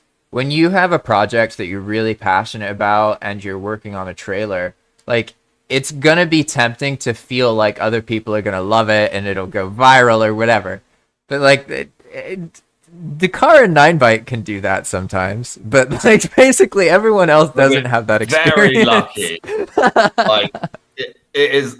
No, honestly, everything is a full roll of the dice. Like you can make the worst video you've ever made and it turns out to be your highest views, or you can spend like months on a project and it completely flops. Like it's just the reality. And it sucks. I hate it, but yeah, it's the truth. We got very lucky with the adventure map. There are like a billion realities where it gets like 1,000 views and fizzles out, 100%. Yeah, you have to do these projects for the love and like for the experience of doing it. And Yeah. if you do get lucky and people get interested in it, then that's a bonus. Yeah, there's no other way to view it and keep your sanity intact, because like chasing views is horrendous. You're gonna depress yourself like going down that road. All right, so Bjorno asked for us to look at the trailer for New Dawn. I'm trying to remember where it is, so give me a moment here. Let's see, and then after that, Ulrich sent something, so we can take a look at that. But where? I don't remember where it is. I guess we can just look at Ulrich's. He's here right now. So Bjorno, if you're still here, send me the link to the trailer for the New Dawn server, and I'll show that, or season. Bum bum bum. Oh, nice, he got it. Awesome. Okay, I'll start with Bjorno's, and then after this, we'll show Ulrich's, which is Star Wars thing, and then we'll show Verdant's Ascents. So I guess there are some more. Is that all right, Dhakhar? Do you have time? That's fine. Yeah, for sure. Awesome. Cool. All right, then. So this is the trailer for New Dawn, which is a I think it's a new season. It's like a modded server that More Gaming runs with coordination with Balrond, who's made a lot of really cool mods. Sorry if I messed that up, Jorno. Tell me if I'm wrong, but there's your context. Let's see what the trailer looks like.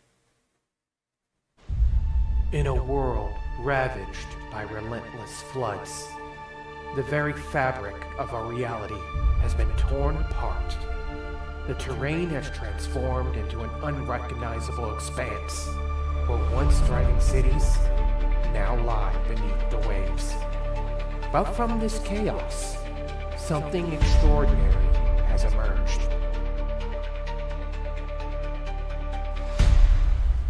He's green.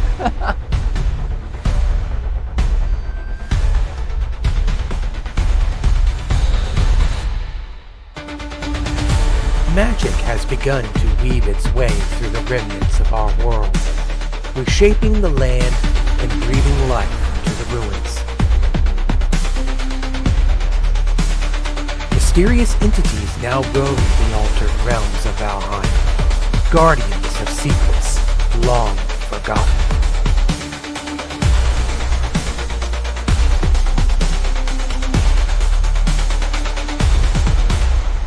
Welcome to Kattegat New Dawn.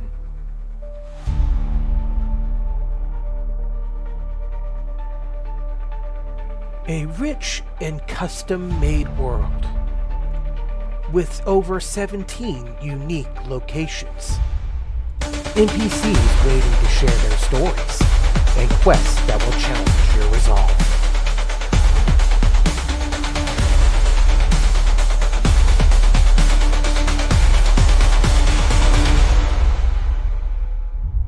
The fate of this transformed world lies in your hands.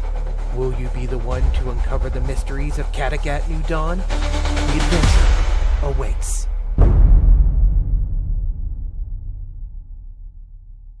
Oh, that's cool. So one thing, the voice needs to be a lot louder because the music like totally overshadows it. But I love that Jorno he used his own voice and narrated it. I think it sounds good. It's just hard to hear the music. Like, yeah, the voice volume could be like 4 times the gain, basically. Aside from that, though, that was really cool. What do you think, Dhakhar? Yeah, the voice was clearer to hear at the beginning, but particularly the second half, the music drowned it out a bit, and it was more difficult to hear. I thought the choice of camera shots was great. Like almost all of them were hitting a lot of the things we've been talking about, where it's not overwhelming to look at. Like my eye is already in the right place to look at exactly the thing you're describing. I'm not being confused by other stuff going on. And of course that is one strength of having the narration, is that you're already prompting the viewer about what they should be looking for, so they're not going to be distracted. But I would say even without your narration, even if it was just text, it's still communicating those ideas. You had everything kind of like very clearly in the front of the camera without like other stuff going on. And the only points of the video where it was like visually overwhelming were the points that were deliberately like that, where you said like 17 locations or whatever, and then it's like location. We're seeing like a bunch of them rapid fire. Like, great, we don't need to see them in detail because we're just getting on the point that like we've got all these new places to explore. So yeah, like great. Definitely hits a lot of those points we've been talking about. At no point did I feel like confused. There was lots of like visually interesting things to look at. So yeah, nicely done. Yeah, it's funny because watching this, I don't feel overwhelmed at all. Like there were certain moments where like maybe I felt like it was too slow, or I didn't know what, like the text confused me a bit from the scene. But the actual video itself, like compared to my video, which is constantly barraging, right? This is like, it shows new things, but in a way that's more tasteful. Like it starts out, this is like pretty tame. You know, it's like, oh, normal Valheim scene with a yuga tree. But aside from that, this is just Valheim in the meadows, you know? So it starts off, you know, very tame here. This is just a standard Valheim shot, right? So it like eases into the changes as you progress. And then you see something like this and it's like, oh, Mistlands, Ashlands, they're like, there's so many things here that wouldn't happen in the normal game, but it's still vanilla assets, right? And then, okay, the start temple rune is like on its side. That's kind of weird. Maybe they don't notice it's the first thing, but the pacing, I would say, is really good.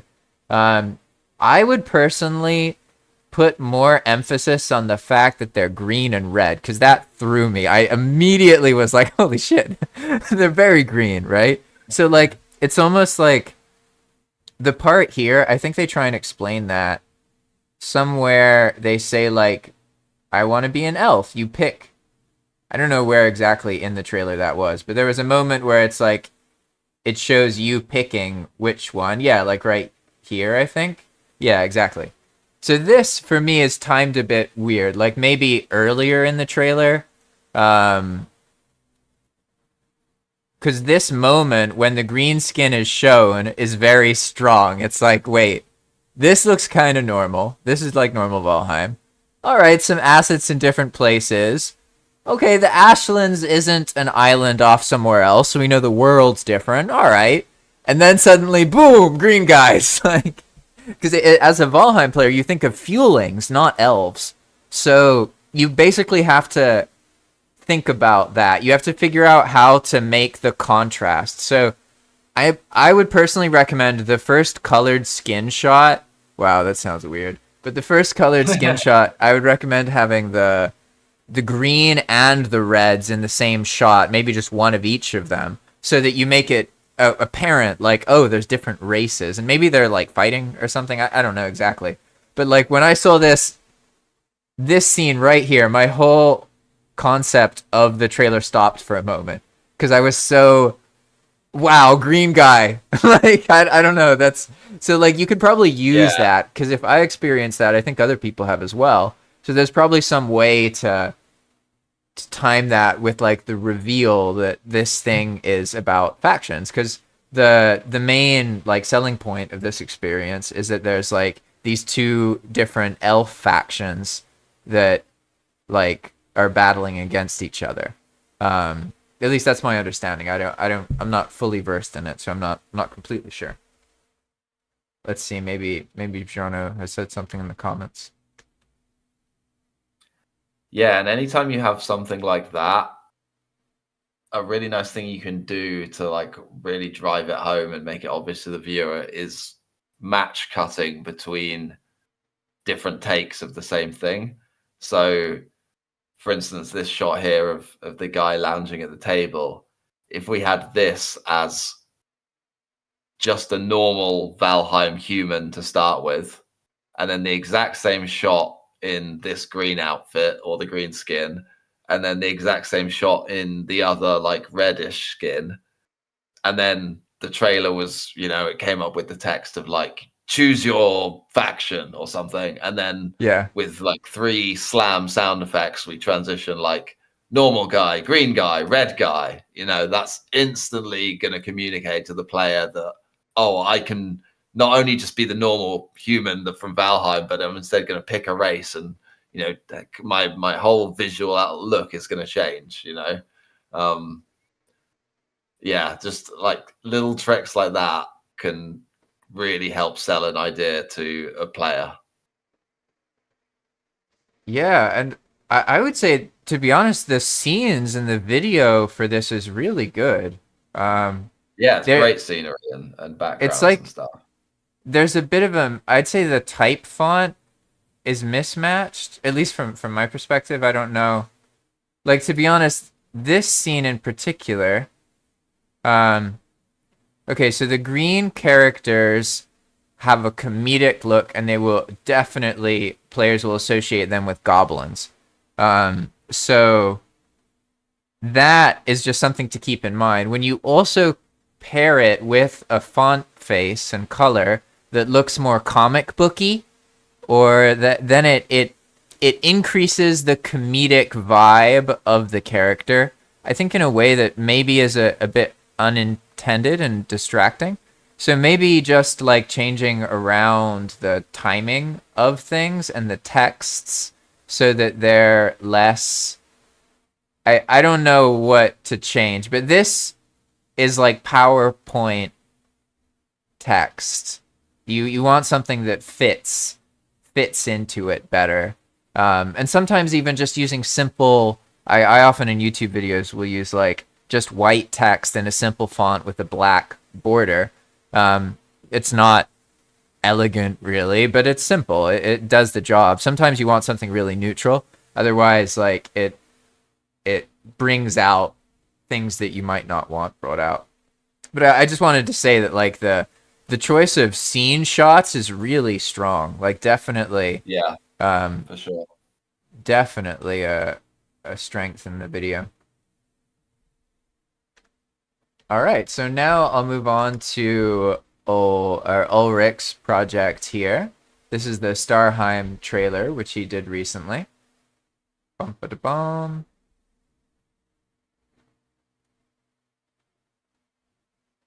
Oh, whoa, this one's short, 30 seconds.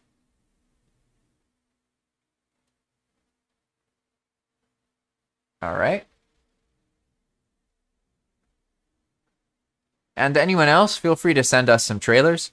We'll just keep like watching stuff and then talking a bit about it back and forth.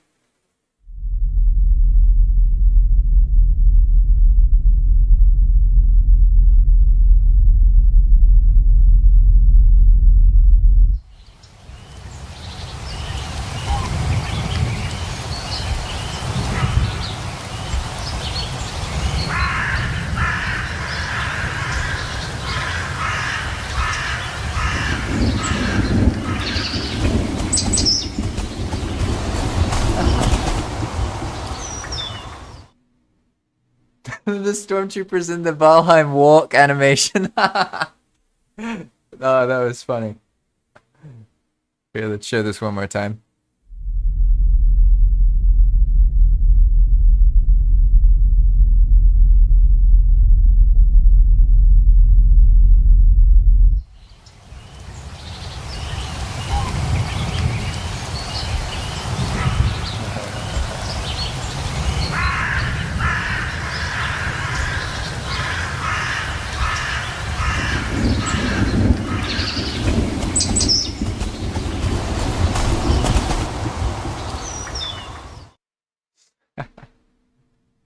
What do you think, Dhakhar? I think the main problem is that it looks too convincing. Which is a great problem to have. But like that shot of the Millennium Falcon, I really had to look to actually notice it was Valheim. Like if I wasn't paying attention, I would easily think that's like cut from the film. You know? Which is a great compliment to your build and like compositing and lighting here. But again, it's like we're falling victim to not making it obvious. The scene in the swamp, love it. You know, like you can instantly see like the recreation, you know, and it's giving all those teaser vibes and everything. I would say, yeah, the issue is like the start shot. Also, like when the Starheim text comes up, part of my brain is waiting for those. I need the music. Trumpets. Yeah. Like the fact that those trumpets don't come in is like triggering the bad part of my brain. So like even if you just had that, like I feel it would like, you know, instantly make it more satisfying. But yeah, love the build, looks amazing, and like the little diorama in the swamp is like perfect. So my favorite part is definitely these stormtroopers, because maybe this is because I've played Valheim so much, but it's just that instantly I recognize the Valheim walk animation. Yeah, exactly. So it's like It's just so funny. Yeah. But again, like we see that walk animation, but to someone they just who's see a like not stormtrooper. played Valheim as much, they might think that's just like a cutout of some video or animation or something. Or just a stormtrooper walking, they won't get that Yeah, it's yeah. yeah, it's like it's almost too good to tell it's a skin. Um, I definitely, as someone who watched Star Wars, immediately like Dagobah, Yoda, see. So the scene, it's like it kind of is like that point we were talking about. Like, are you catering towards people who already know, or people who don't know anything about it, right? And obviously, something like this, like someone who doesn't like Star Wars, this is irrelevant to them, right? So basically, like you have to focus on the people who like Star Wars because they're the ones who would want to play something. At least I assume. Maybe I'm wrong. Maybe there's Valheim players who will play a Star Wars Valheim project and they don't like Star Wars. But in my head, I feel like I don't know. It's like, is someone going to play Heimdivers if they hate Heimdivers or Helldivers? I mean, I guess not. maybe. I don't know though. maybe, but yeah. You have a good reputation, Dhakhar. I wouldn't be surprised. I mean, I was about to say that, but then I thought about it and I was like, wait a second. I tested Heimdivers with Shawsome, and neither one of us had ever played Helldivers 1 or 2. So I don't know. I don't know how true my sentiment was there. But I think Star Wars is a little bit different though. It's like most people know of it, and then they know if they like it or not. Yeah, that's true. Yeah, so it's I guess to try and give like any like concrete advice to Ulrich for this kind of trailer, because it is very short, and like it's easy to say like, well, show more stuff, but like if you're going for a short form teaser like that, then you can't really just give the advice to show more stuff. In my head, it's there's like 3 pretty simple things. There needs to be something that associates Star Warsy noises here. I normally just use the actual music because it's not like I'm gonna fucking make money off of a Valheim tutorials ad revenue. Just saying, it's like pennies. But you may be able to get away with just something trumpet sounding, or maybe like get the AI to make a fusion of the Valheim theme and Star Wars, or like Valheim in the Star Wars trumpets. Like you need some kind of sound here. Aside from that, for me, it's like this needs sound, and then this is solid. This is solid. The floating thing here confuses me. At least it makes me feel like something's missing, but aside from that, it's solid. And I think maybe just one more scene of something before the coming soon. And then I love this. I love the Stormtrooper touch, to be honest. I really like that. I like the Stormtroopers. In my head for this part, I would actually get rid of the to your home theater part completely and just show the Stormtroopers centered doing the exact same thing. Because I think that kind of gets the point, But yeah, there we go. All right, so let's see. Watch. The second trailer as well. Okay, 1 second. Let's do that next. All right, now here's the second trailer. Bum, bum. All right, and I'll play this twice. Or I guess I'll play it like 3 times. It's 20 seconds. Then we'll talk.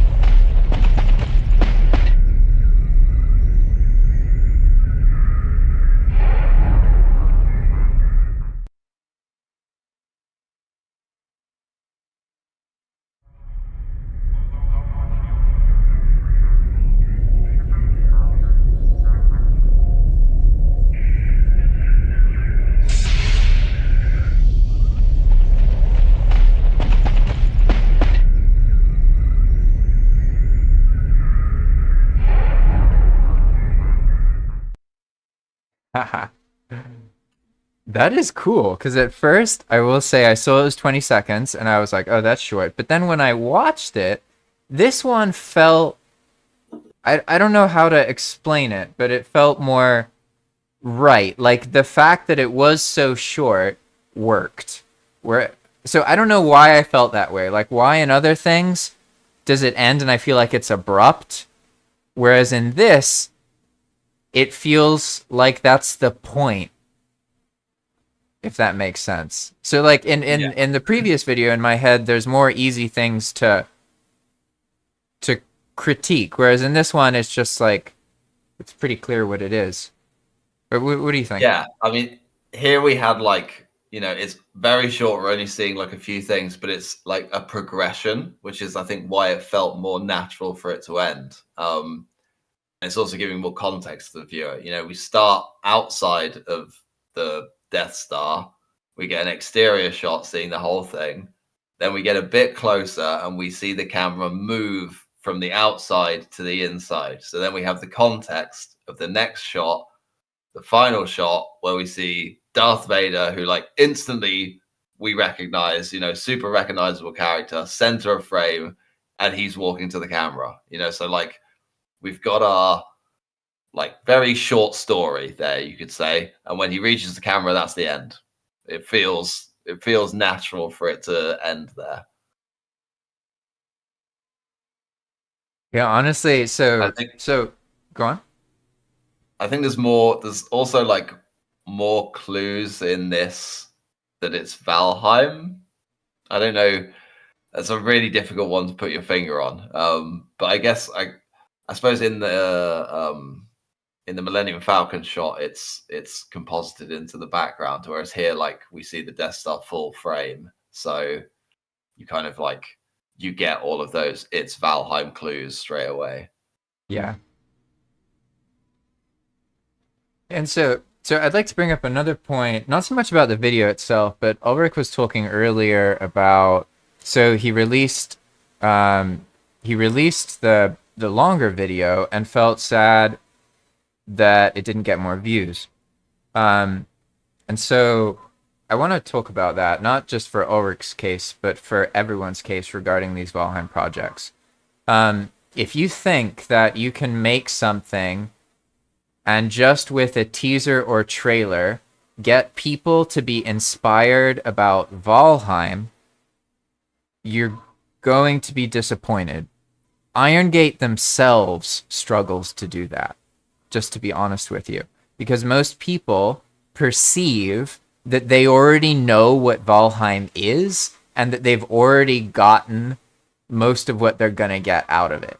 I'm not saying that's everybody, but you just have to keep in mind whenever we're making these kind of projects, like, no matter how much work and effort you put into it, it's not a good idea to rely on launching a trailer as like one thing you do that gets a lot of traffic or attention. I'm just here to be honest with you. No matter who you are, there's only a few people who can get away with doing that. Most of the time, if you want eyes on your project, you have to diligently make regular content. So what I would recommend, Ulrich, is that you focus on making these kinds of things, but instead of making it be like, oh, there's this big launch date, this specific date that it's all coming out, just focus on making these and keeping them coming out.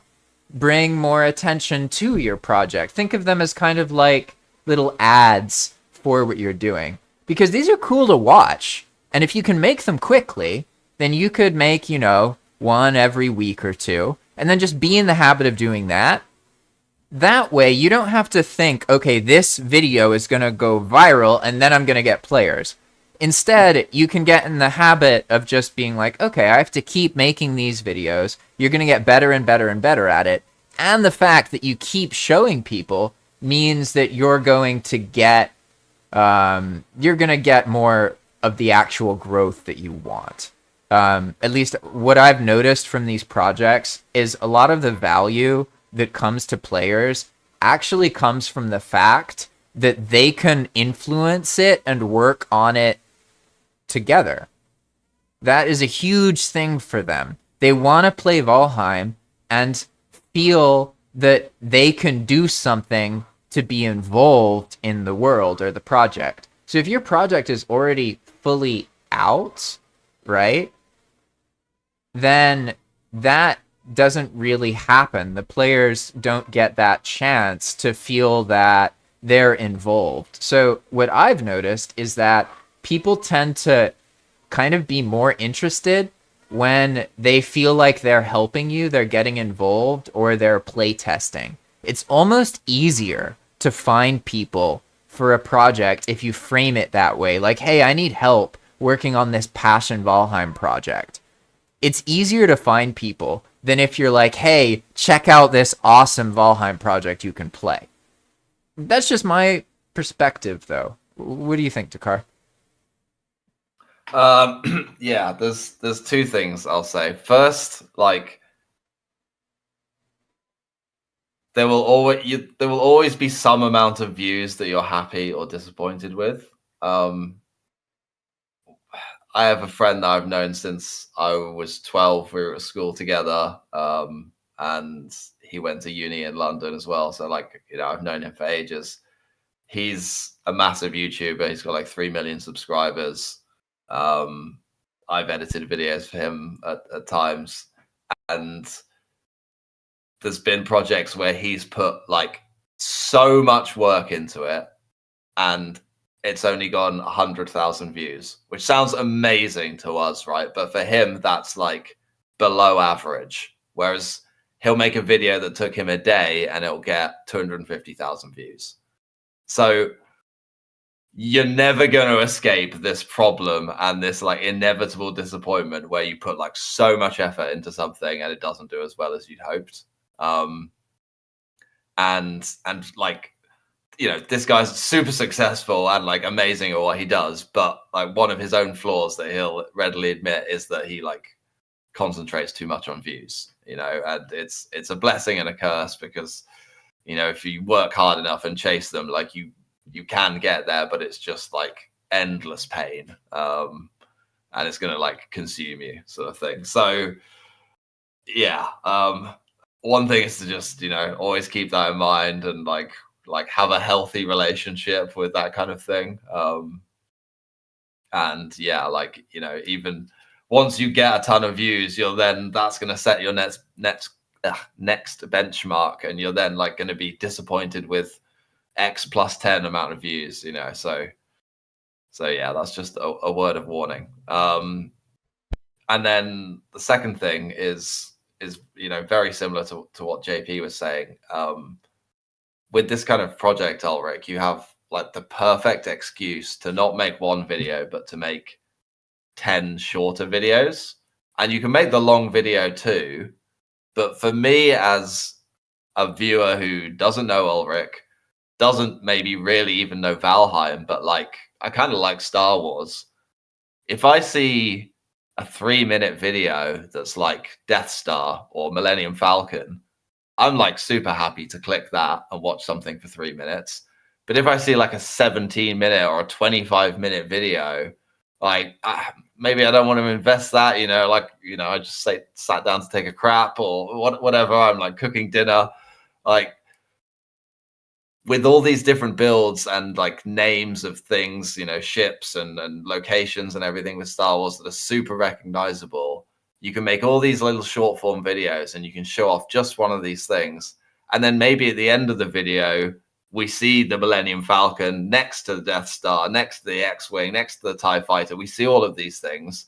And then this first time viewer is like, holy crap, he also built all of these other things.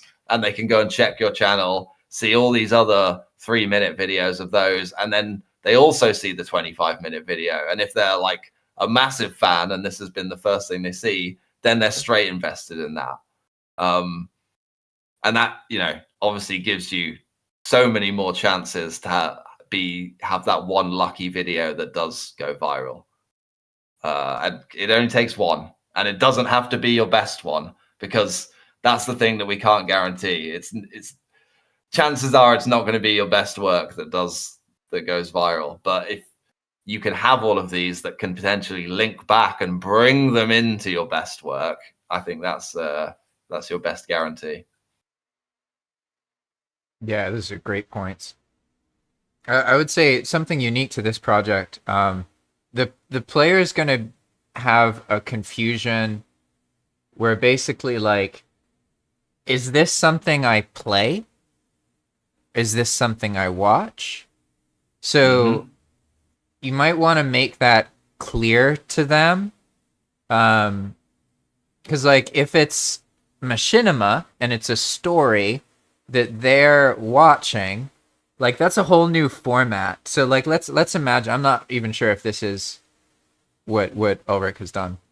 But let's say that Ulrich wants to make these like 20-30 minute episodes that show a story of the Star Wars universe recreated in Valheim. For him to do that and people to be interested in it, like one has to understand that that's not normal at all in the first place. So first people have to kind of get drawn into that in a smaller, more approachable way, like what Dhakhar just said. You need something bite-sized. And then it needs to be clear that, like, oh, this isn't a Valheim I play.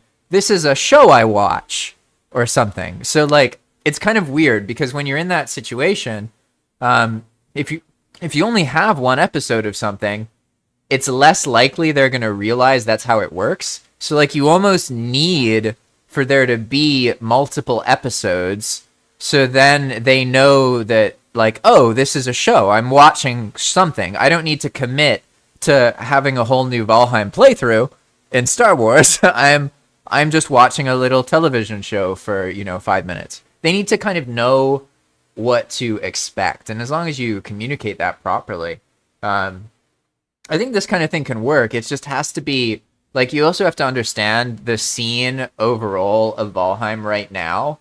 It's like, probably one of the lowest points in Valheim history total. I don't mean like up to now. I mean, once Valheim comes out and launches and it gets interesting and then people stop playing, there's still going to be more players than right now. We are in like one of the lowest play points in the game's history because they've telegraphed Deep North is coming out. They've telegraphed it's probably coming out like, reasonably soon. People believe that because it's been years since the last major update. So contextually, you have to understand that like most Valheim people right now, they're hesitant to do anything related to Valheim because they don't want to ruin Deep North. So like they're staying away from Valheim until Deep North comes out for the most part. So what's going to happen now if you launch anything is it's just not going to get that many eyes because people aren't paying attention to Valheim. It's not that there aren't Valheim players. It's not that there aren't people who love Valheim. It's that they're not focused on Valheim right now. Irongate didn't telegraph any update for the December Christmas season. So they literally, like, for the first time ever, the Valheim player base, like, didn't play Valheim more in December. They played less. Because in all the other years, there were more updates, there was telegraphing. That hasn't happened. So we're in this low period before Deep North launches and there's a lot more interest. And so you just have to understand this, because if you launch anything right now and you expect it to reach a lot of people, that's just not going to happen. Nobody is going to reach a lot of people with something Valheim related right now. Nobody. Unless, like, maybe if Asmongold suddenly decides to play Valheim, he has millions of people following him. Okay, maybe that would make a splash. But aside from that level of intense coverage by really popular people, you just should not expect something Valheim related to reach the masses at the moment. I'm not saying it never will, but what's going on now is your chance to practice. The game isn't officially out yet. It's not launched. Players are weird about using mods and even weird about things like this because in their heads, the game's not even launched yet. Why are you guys changing stuff already? Yeah, we've had 4 years to change things, but they don't think about it that way. In their heads, it's not out yet. It's coming out. Then they'll be more open-minded to this kind of stuff. So again, I encourage anybody listening, view this time frame right now as your opportunity to practice, because Valheim isn't going to become less popular than it is right now. It's at its like lowest point. It's a floor. So you can take advantage of that because you can get a lot of practice and experience, and like you're not going to fall into the trap of a whole bunch of people playing your thing and then it having a bunch of issues, which is basically what happens to Valheim itself. So, you know, you don't want to make that kind of circumstance replay. What are you thinking, Dhakhar? I went on a bit of a rant there. No, I think you're right. Yeah. I mean, it's a lot of these things are like things that I'm guilty of not doing as well. You know, like there has been plenty of occasions where I've, straight up just not made content on builds I've done because of, I only want to do it when it's finished and, things like that. And it's totally the wrong attitude. Well, it's definitely the wrong attitude if you want to like build an audience. I've just been, lucky in some respects. And also haven't made a video in 2 years. Well, you haven't published videos in 2 Yeah. years. That's very different. Yeah, true. And yeah, there's been like, if I'd wanted to, I could have been making like bite-sized videos of all the different things I've been working on for Heim Divers. But like, yeah, I'm doing it wrong, and like parts of my brain are like, no, you need to make one big video, and like it's definitely the wrong idea, because it would definitely be more effective to do smaller things and be keeping everyone up to date with my progress and showing little things for people to get interested in. And if I really wanted to like go maximum viewership, that's what I would be doing.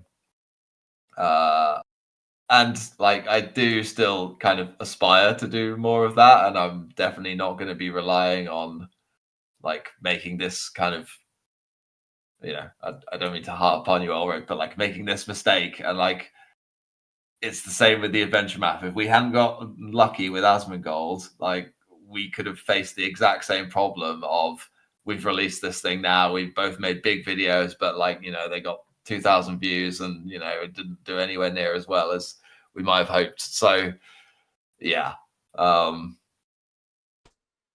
quantity over quality is often a better approach, even though like I know a lot of people in the creative space like hate that mindset. Yeah. I'd say that's like the clearest difference in my creative, the way I make videos compared to other people in the Valheim scene. People are much more, I think in general, people make videos more like you or 9byte do. Not as good as you guys, but they basically will put months of effort into a single video. And like, I don't want to burst anyone's bubble. I don't know how YouTube used to work. I've made YouTube videos for 12 years. I've had varying degrees of success in different points in my YouTube career, so to speak. And I completely agree with that phrase, unfortunately. The state of YouTube in the modern era is heavily dependent on you regularly uploading content. And I don't even mean like once a week. I mean like 3 to 4 times a week. That's what YouTube wants for growth. Not live streaming. It wants 3 to 4 uploads per week. For me personally, when I upload almost daily, my YouTube channels grow. When I upload once a week, my YouTube channel stays the same. When I upload less than once a week, my YouTube channel is in the process of dying. So there is this dream for anyone who makes content that basically you can focus on content for a month or two and release it, and enough people will watch it to justify you putting in that much time and effort. This is a reality that only a few people get to experience. For most people, that's not how it works. And in general, I think that philosophy can work really well. Of like Dhakhar and 9byte, I would say, are very much quality over quantity people. definitely they put loads and loads and loads of effort, will put tens or I'm sure hundreds of hours into editing a video. And this is the kind of thing that can only work when there's a lot of traffic in a scene. Like, and that's why, like, you'll see that a lot of content creators who used to be really active don't do Valheim content anymore, because they witnessed it go from like a viral game to a game where they get like, 1/20th of the viewership for every video that they used to get. And just like Dhakhar was saying, like, as a content creator or YouTuber or whatever, you get used to those things and then you need them to continue. So it doesn't matter that, yeah, this is obviously what happens to any game. It launches, there's a big spike, and then it dips. That's reality. That doesn't change the fact that as a person making content, you used to get 1 million views a video, and now you get 100,000 or 50,000. For me, that would be amazing. If I got 4,000 views on every one of my Valheim videos, I would be set and be able to do this because I live in a cheap country. I get like 500 to 1,000 views on each of my videos. So I understand, like, it's hard to imagine that someone could get 100,000 views and not be happy with it. But you have to understand how everything is relative, and that's what Dhakhar was talking about earlier. And so I just wanted to kind of remind people, like, that's the overall scene. That's kind of what you should expect. Comparison is the thief of joy, they say. What was the word? Comparison is the thief of joy. Comparison. And, like, you're always like comparing yourself to, oh, well, my other 10 videos did this well, and this one's not done as well. And, Yeah, exactly. When, like 2 years ago, you'd have been over the moon with that amount of views. Yeah. So yeah, it's just the reality of making content, All right, then. So now we'll show some teasers from Fire's project. This is Verdant's Ascent, which is managed by Fire and Cornshonery and Hobo.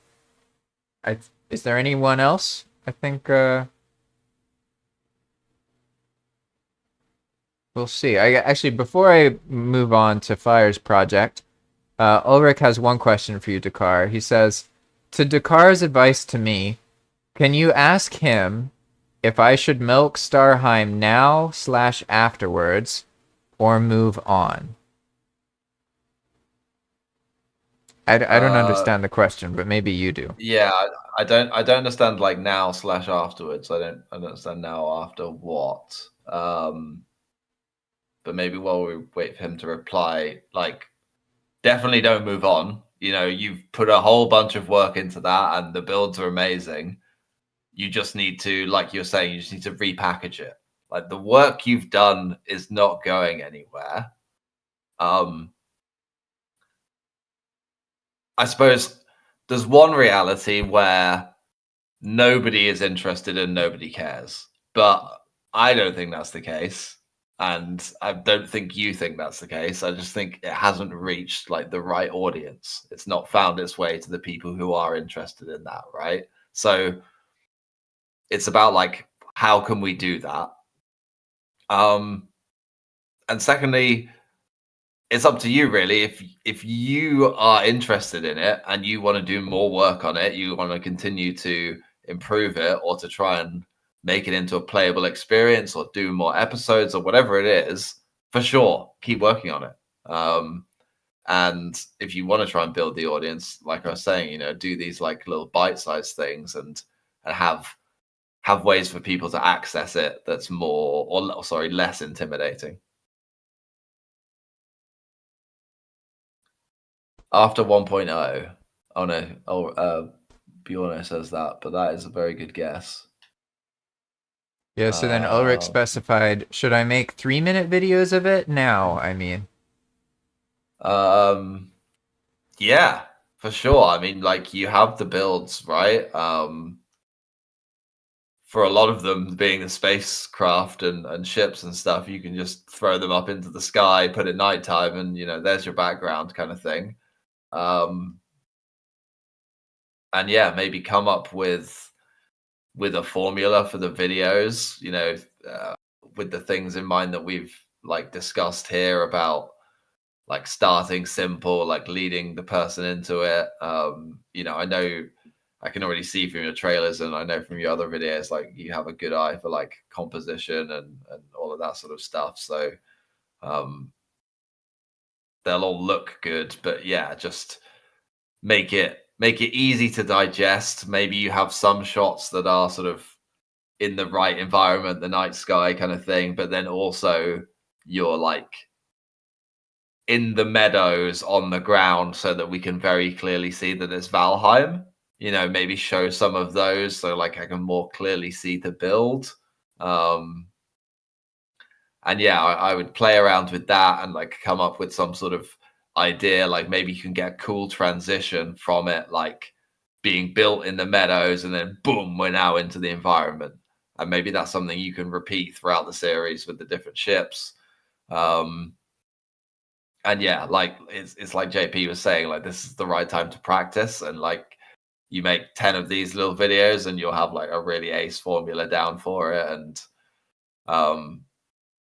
as well, it's Star Wars, right? There's lots of fun motifs, and people are so familiar with the IP and the lore and stuff of it that you can get away with a lot more. You can, with the power of suggestion, you can make things really cool. You know, like everyone knows what the lightsaber turning on noise is. So, you know, maybe we start with a black screen and then we have lightsaber turning on noise, and that's when your glowing text appears. You know, like just little things like that that are gonna like give that little hint of visual satisfaction and things.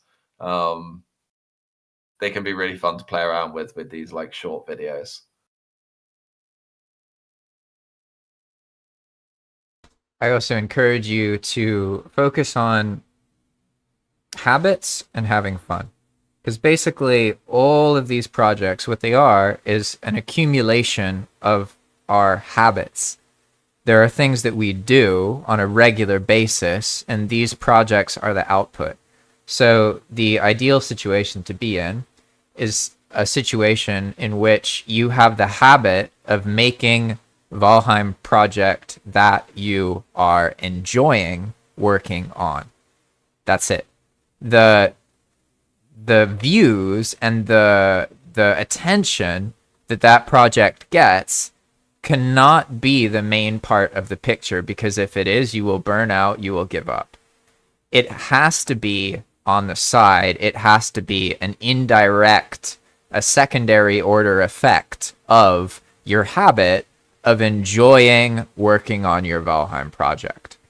So the ultimate loop is basically to figure out how to enjoy your Valheim project, work on it regularly in a way that is public, that other people can see and enjoy. But that's actually much harder to do than than it sounds. So ultimately, as long as you're having fun, like everything else will fall into place. If you find that you're not having fun, you should take a look at what you're doing, why you're doing it, and change things so that you have fun. Because if you don't have fun, you'll give up. It has to be the priority, especially in a situation where you're working on a Valheim project and Valheim isn't a super popular game. Like, you're gonna be disappointed if you're not having fun. So you should really emphasize that, and other people will follow because you're enjoying it. So therefore, it's enjoyable to watch you talk about it or listen. It's enjoyable to play with you. It's enjoyable to see what you're doing. If you're not enjoying it, other people won't either. I think that's one of the things people hear about that is actually very true. You have to be having fun, not fake having fun, not on a bunch of caffeine, not drunk, like literally just you're having fun. The passion is there. It's real. That's what people feel. That's what they love. That's what they'll come back for. All right. So now we're going to show some of Fire's trailers here. He sent 2 of them. Let's get started here. I got the sound. Good. There we go.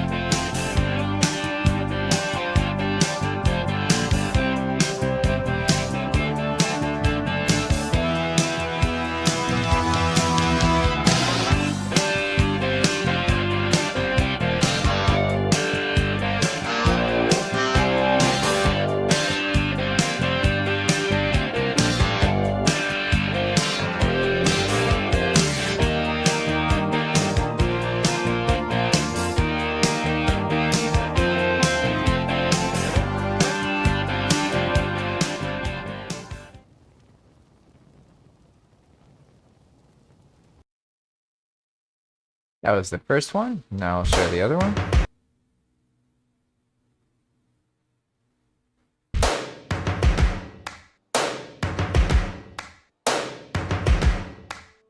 Looks familiar. First things first, I'ma say all the words inside my head. I'm fired up and tired of the way that things have been. Oh, ooh, the way that things have been. Oh, ooh. Second thing, second, don't you tell me what you think that I can be. I'm the one at the sail, I'm the master of my sea. Oh, ooh, the master of my sea. Oh, ooh. I was broken from a young age, taking my soak into the masses, writing my poems for the few that look at me, took to me, shook at me, feeling me, singing from heartache, from the pain, taking my message from the veins, speaking my lesson from the brain, seeing the beauty through the. Hey, you make me a believer, believer. Hey, you break me down, you build me a believer, believer. Let the bullets fly, let them rain. My life, my love, my drive, it came from. Hey, you make me a believer, believer.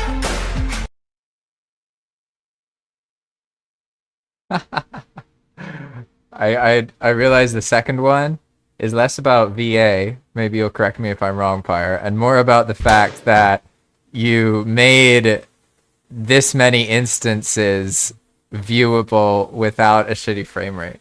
So just for some context there. But let's start with the first one. What do you think, Dhakhar? Anything come to mind? Oh, sorry. Hold on, I had the stream still playing there. I was just reading the chat as well, and it makes more sense now. I think Fire made that first one like parodying a trailer I made for the adventure map, using the same song, which is quite funny. I love all the like still slow-mo shots in there. Like that's a Great use of the I'm pause guessing screen. that's like, yeah, I was gonna say, I'm guessing that's pause with all the HUD off, which is quite a nice way to do that. Very simple, but like cool effects. These trailers are all making me see that I overwhelmed people with my trailer. It's like, you think 30 new things is too much? What about 3,000? Because like even in this, if I made it, it's like kind of more of a joke and he's messing around. But I still got a clearer sense of like, even though there's a lot of cutting, like I could gather like, for me, it's like a trailer about the Dernween sword. that's what it felt like. But I could see that there's kind of a story going on and there's like exploring. I got a clearer sense than I expected to, because Fire always talks himself in a way where he makes it seem like everything is horrible, shitty, and has no effort in it whatsoever. Whereas this looks like the beginning of like a trailer. It's like if you watch you're working on a project and you've been working on it for an hour or two and you haven't, finished. Like this is what it looks like. It looks like a trailer. So I mean, I think it's cool. Definitely, considering the way he sold it, he made it seem like it was just some little tiny thing. Yeah, and the parts that show off like the mechanics with like one of the shrine type things, it's like it's nicely framed in that sense that there's nothing else distracting around it. I'm only focused in on the shrine, so the parts of it that it does show are not overwhelming, like you're saying. They're easy to follow. But yeah, I'd just say it's like you're saying, like some of the quick cuts are just they're taking me out of it or like distracting me. Sometimes I'm like following the guy going through the tunnel, and then it like briefly cuts to some other bit that like takes you out of it a little bit. But yeah, I love some of the visual stuff with the pause slow mo.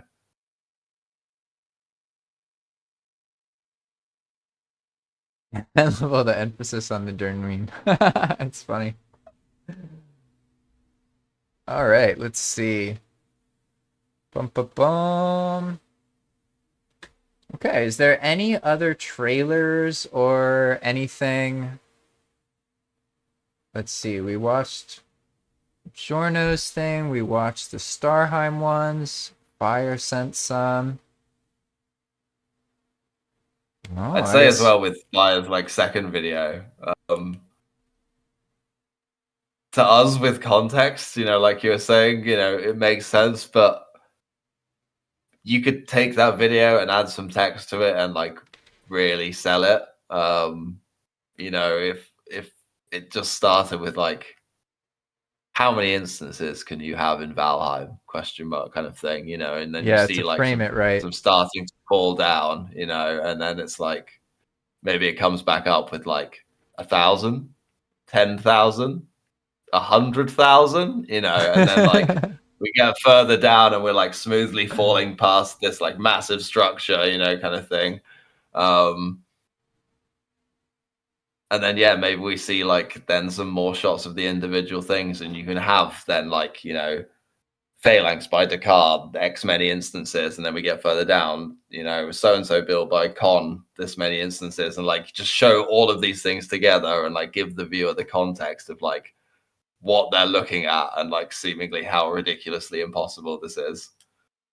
Because they definitely have that notion, like, so Yeah. speaking of things that like you have to educate the player about and things you don't, like you do not need to educate them about why instances are a problem in Valheim. They are intimately knowledgeable with that, and they perceive it. Like what I've noticed is when you show the public Valheim players stuff like this, you look in the comments, it's people being like, but what about the performance? What about this? Mhm. Like, if you watch Asmongold's content, the same thing. Like he's like, oh, but how do they deal with the laggy mess? Yeah, even It's he like, ah, knew. shit. Yeah. Let's see. I guess that's about it then. Is there anything else you want to discuss, Dhakhar, or you think that other people should know? There's one thing that like we kind of very sort of briefly touched on, and Ulrich was mentioning it a bit with the rule of thirds, and it's definitely something, again, like I don't always do this correctly, and I often have to like go back over my work and watch it, because it's a trap again you fall into because you know the video so well and you know your project so well. Is like where the viewer's eye is. So like if we watch this now, we're like really pay attention to what you're looking at.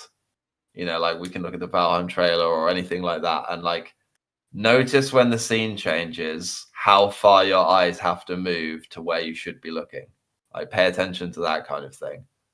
And you'll notice that a good trailer, your eyes are always in the right place.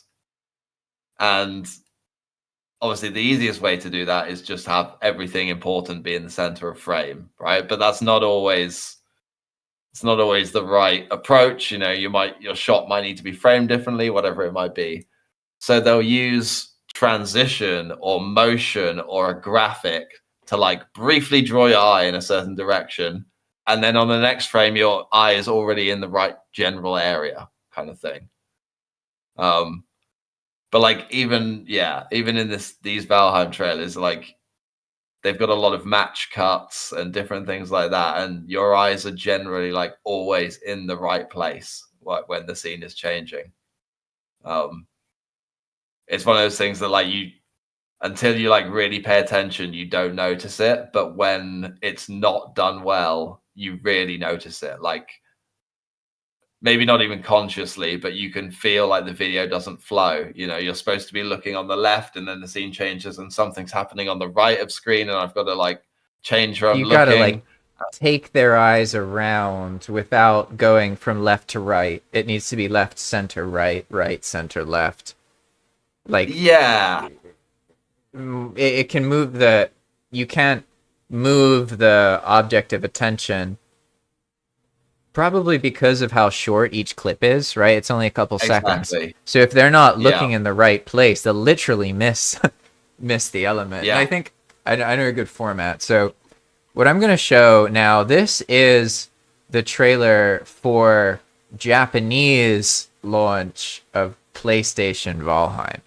And I should have shown this earlier, actually, because it's very clear that this is more high effort than all the other Valheim trailers from Iron Gate we've looked at so far. And I want to see if those of you watching in Dhakhar, what you think about this. I should have played it earlier, but whatever. And then we'll finish up after that. I'll play this one twice as well.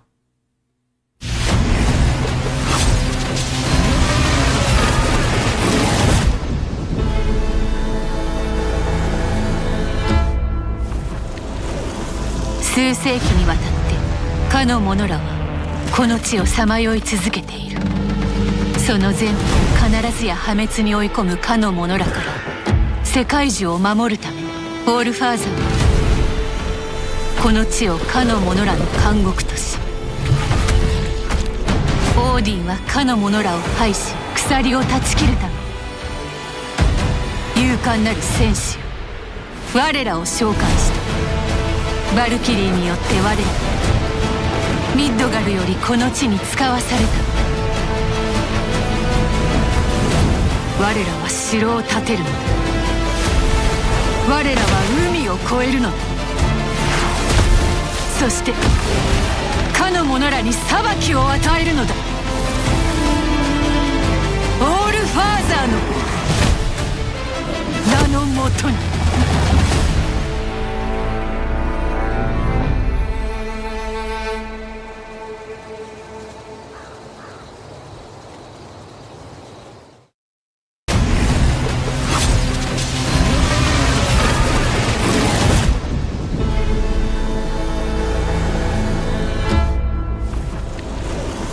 数世紀にわたってかの者らはこの地をさまよい続けている。その全部を必ずや破滅に追い込むかの者らから世界中を守るためオールファーザーはこの地をかの者らの監獄とし、オーディンはかの者らを排し鎖を断ち切るため勇敢なる戦士よ、我らを召喚した。バルキリーによって我らミッドガルよりこの地に使わされた。我らは城を建てるのだ。我らは海を越えるのだ。そしてかの者らに裁きを与えるのだ。オールファーザーの名のもとに。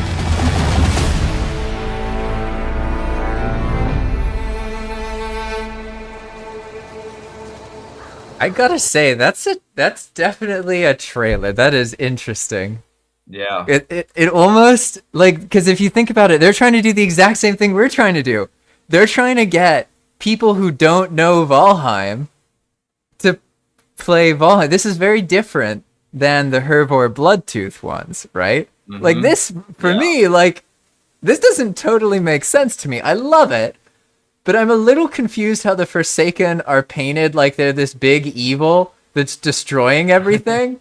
It's like, wait a second, that's not true at all. They're just peacefully in the world. There's nothing to destroy. They don't even show up until you go there to summon them. Like, but it works really well for the trailer. You know what I mean? Like, yeah.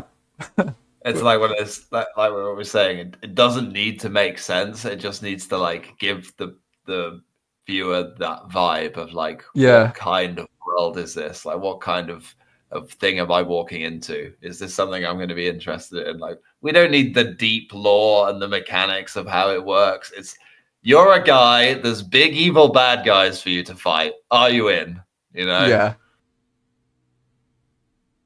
And it's fascinating too how this is the only time, so maybe I'm wrong, maybe someone will correct me, but usually it's either like Hervor Bloodtooth, all in-game footage, or an animation, all animation.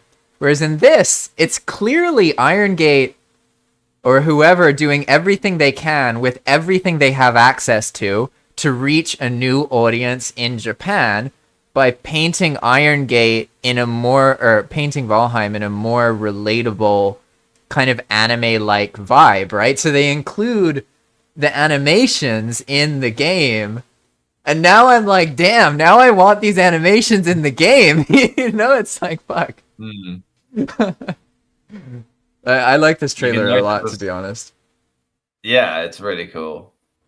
You can notice as well, like every time it transitions from the animation style to the in-game, they They show pair it both with of the like a things. dramatic sound effect. Yeah, So like yeah, there's like a lightning strike when we go from the ship animation to the real, or the fireball hitting when there's like the magic going off in the Ashlands. We get like, or that fire flare there, like fills up the screen and like eases that transition from one art style to the next. yeah. And it's just like little things like that that are like, they're quite simple, like, but they really just like sell little parts of trailers like that. Yeah, I mean, I love this trailer. It's like, it makes me feel like,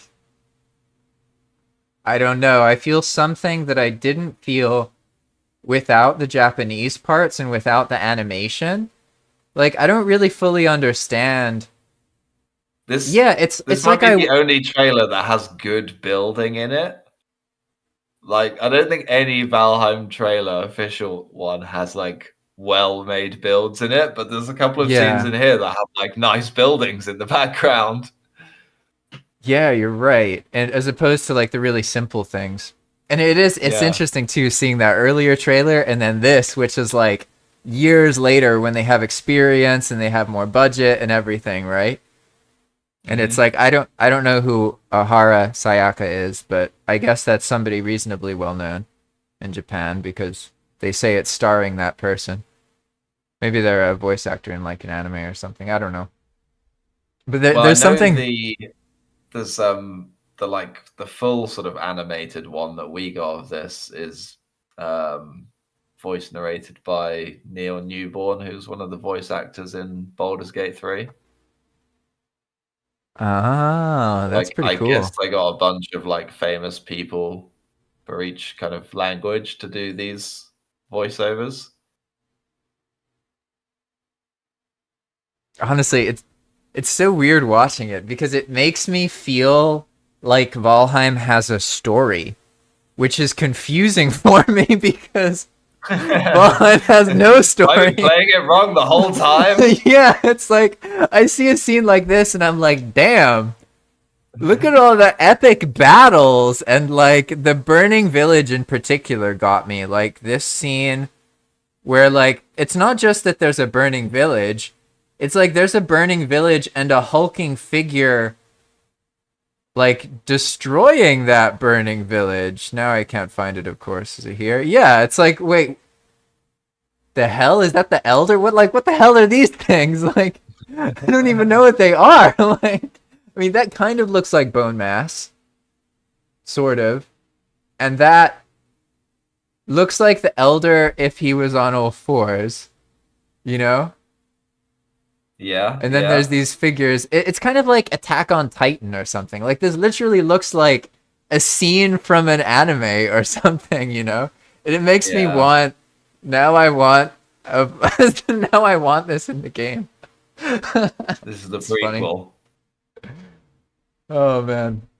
Yeah, who knows? Maybe there's about to be a huge wave of Japanese Valheimers. That's what 1.0 will bring us. An elder AT-AT. Yeah, an elder AT, yeah, 100%. Yeah. All right, Dhakhar. Anything you want to close up with? No, not really.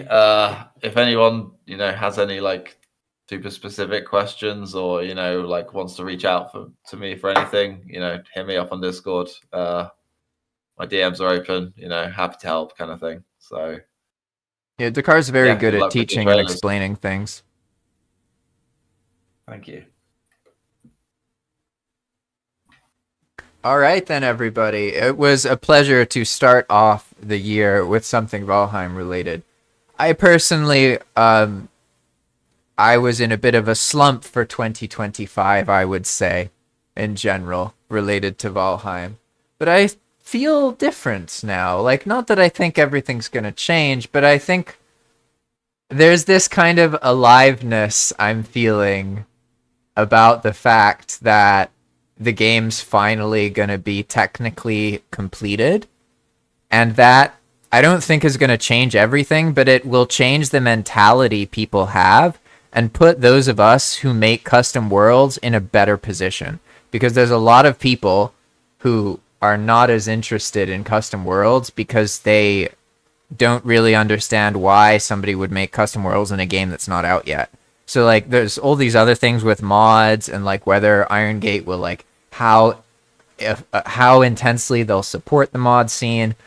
All I know is that we're going to get answers this year, which is crazy to think about. Like, I mean, it's very unlikely that Deep North doesn't come out this year from my perspective. Like, if that happens, if Deep North gets delayed till next year, I don't know. Maybe I'm just coping, but I feel like that's not possible. Like, that Iron Gate wouldn't do that to us. But that's how I felt about other things, and then I felt betrayed. You know what I mean? So, I don't know.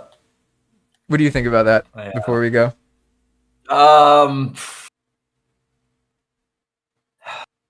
kind of in the mindset of like assume nothing and I won't be disappointed kind of thing. Wait, so let me ensure though. So if 1.0 doesn't come out this year, you're not going to feel disappointed?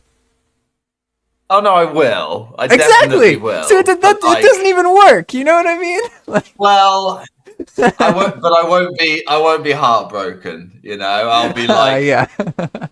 I'll be like, oh yeah, like what did I expect? You know, kind of thing. Yeah. Like, shame on me for believing. You know, I'm always in that mood. But yeah, we'll see. We'll see. Like, yeah. I'm just happy for them because, like, listening to them in the calls and stuff, I think a lot of them, they just want to, like, be done with Valheim and not even, like, necessarily put it behind them. It's like they need to finish so then they can figure out what they want to do, if they want to do something else or if they want to work more on Valheim. And, like, until that finishing happens, none of these things can move forward. And, like, it's almost like a formality. Like, 1.0 just needs to happen so that the community can become more accepting of mods. So then the Valheim player on average accepts creations made by the rest of the community. Right now, we're not in that position. We're in a position where, like, to us, to all of you listening to this stream, you may think everyone uses mods. We may know everybody who uses mods. Every one of our Valheim friends may use mods. But the reality is 95% of basic Valheim players with 5 hours in Valheim do not use mods. Most players do not use mods. Most players put in 60 hours on average without any mods, and then they stop playing. So we're all preparing for whatever happens after that. I personally think it's not going to be worse. So I kind of have this attitude of like, I just got through one of Valheim's slowest years as an exclusively niche Valheim content creator. So for me, it's like, I mean, they're not going to get worse. You know what I mean? Fair, very fair. All right, everyone. Thanks for watching. That was a blast. You can learn more about all of this kind of stuff by checking out our YouTube channels. And I'll do a last little pitch for Valcon to finish things off. What is Valcon? Well, let me get something displayed real quick here.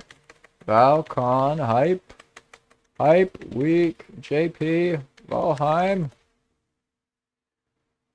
All right. I feel like I gotta have the image in the background, otherwise. Yeah, there we go. All right.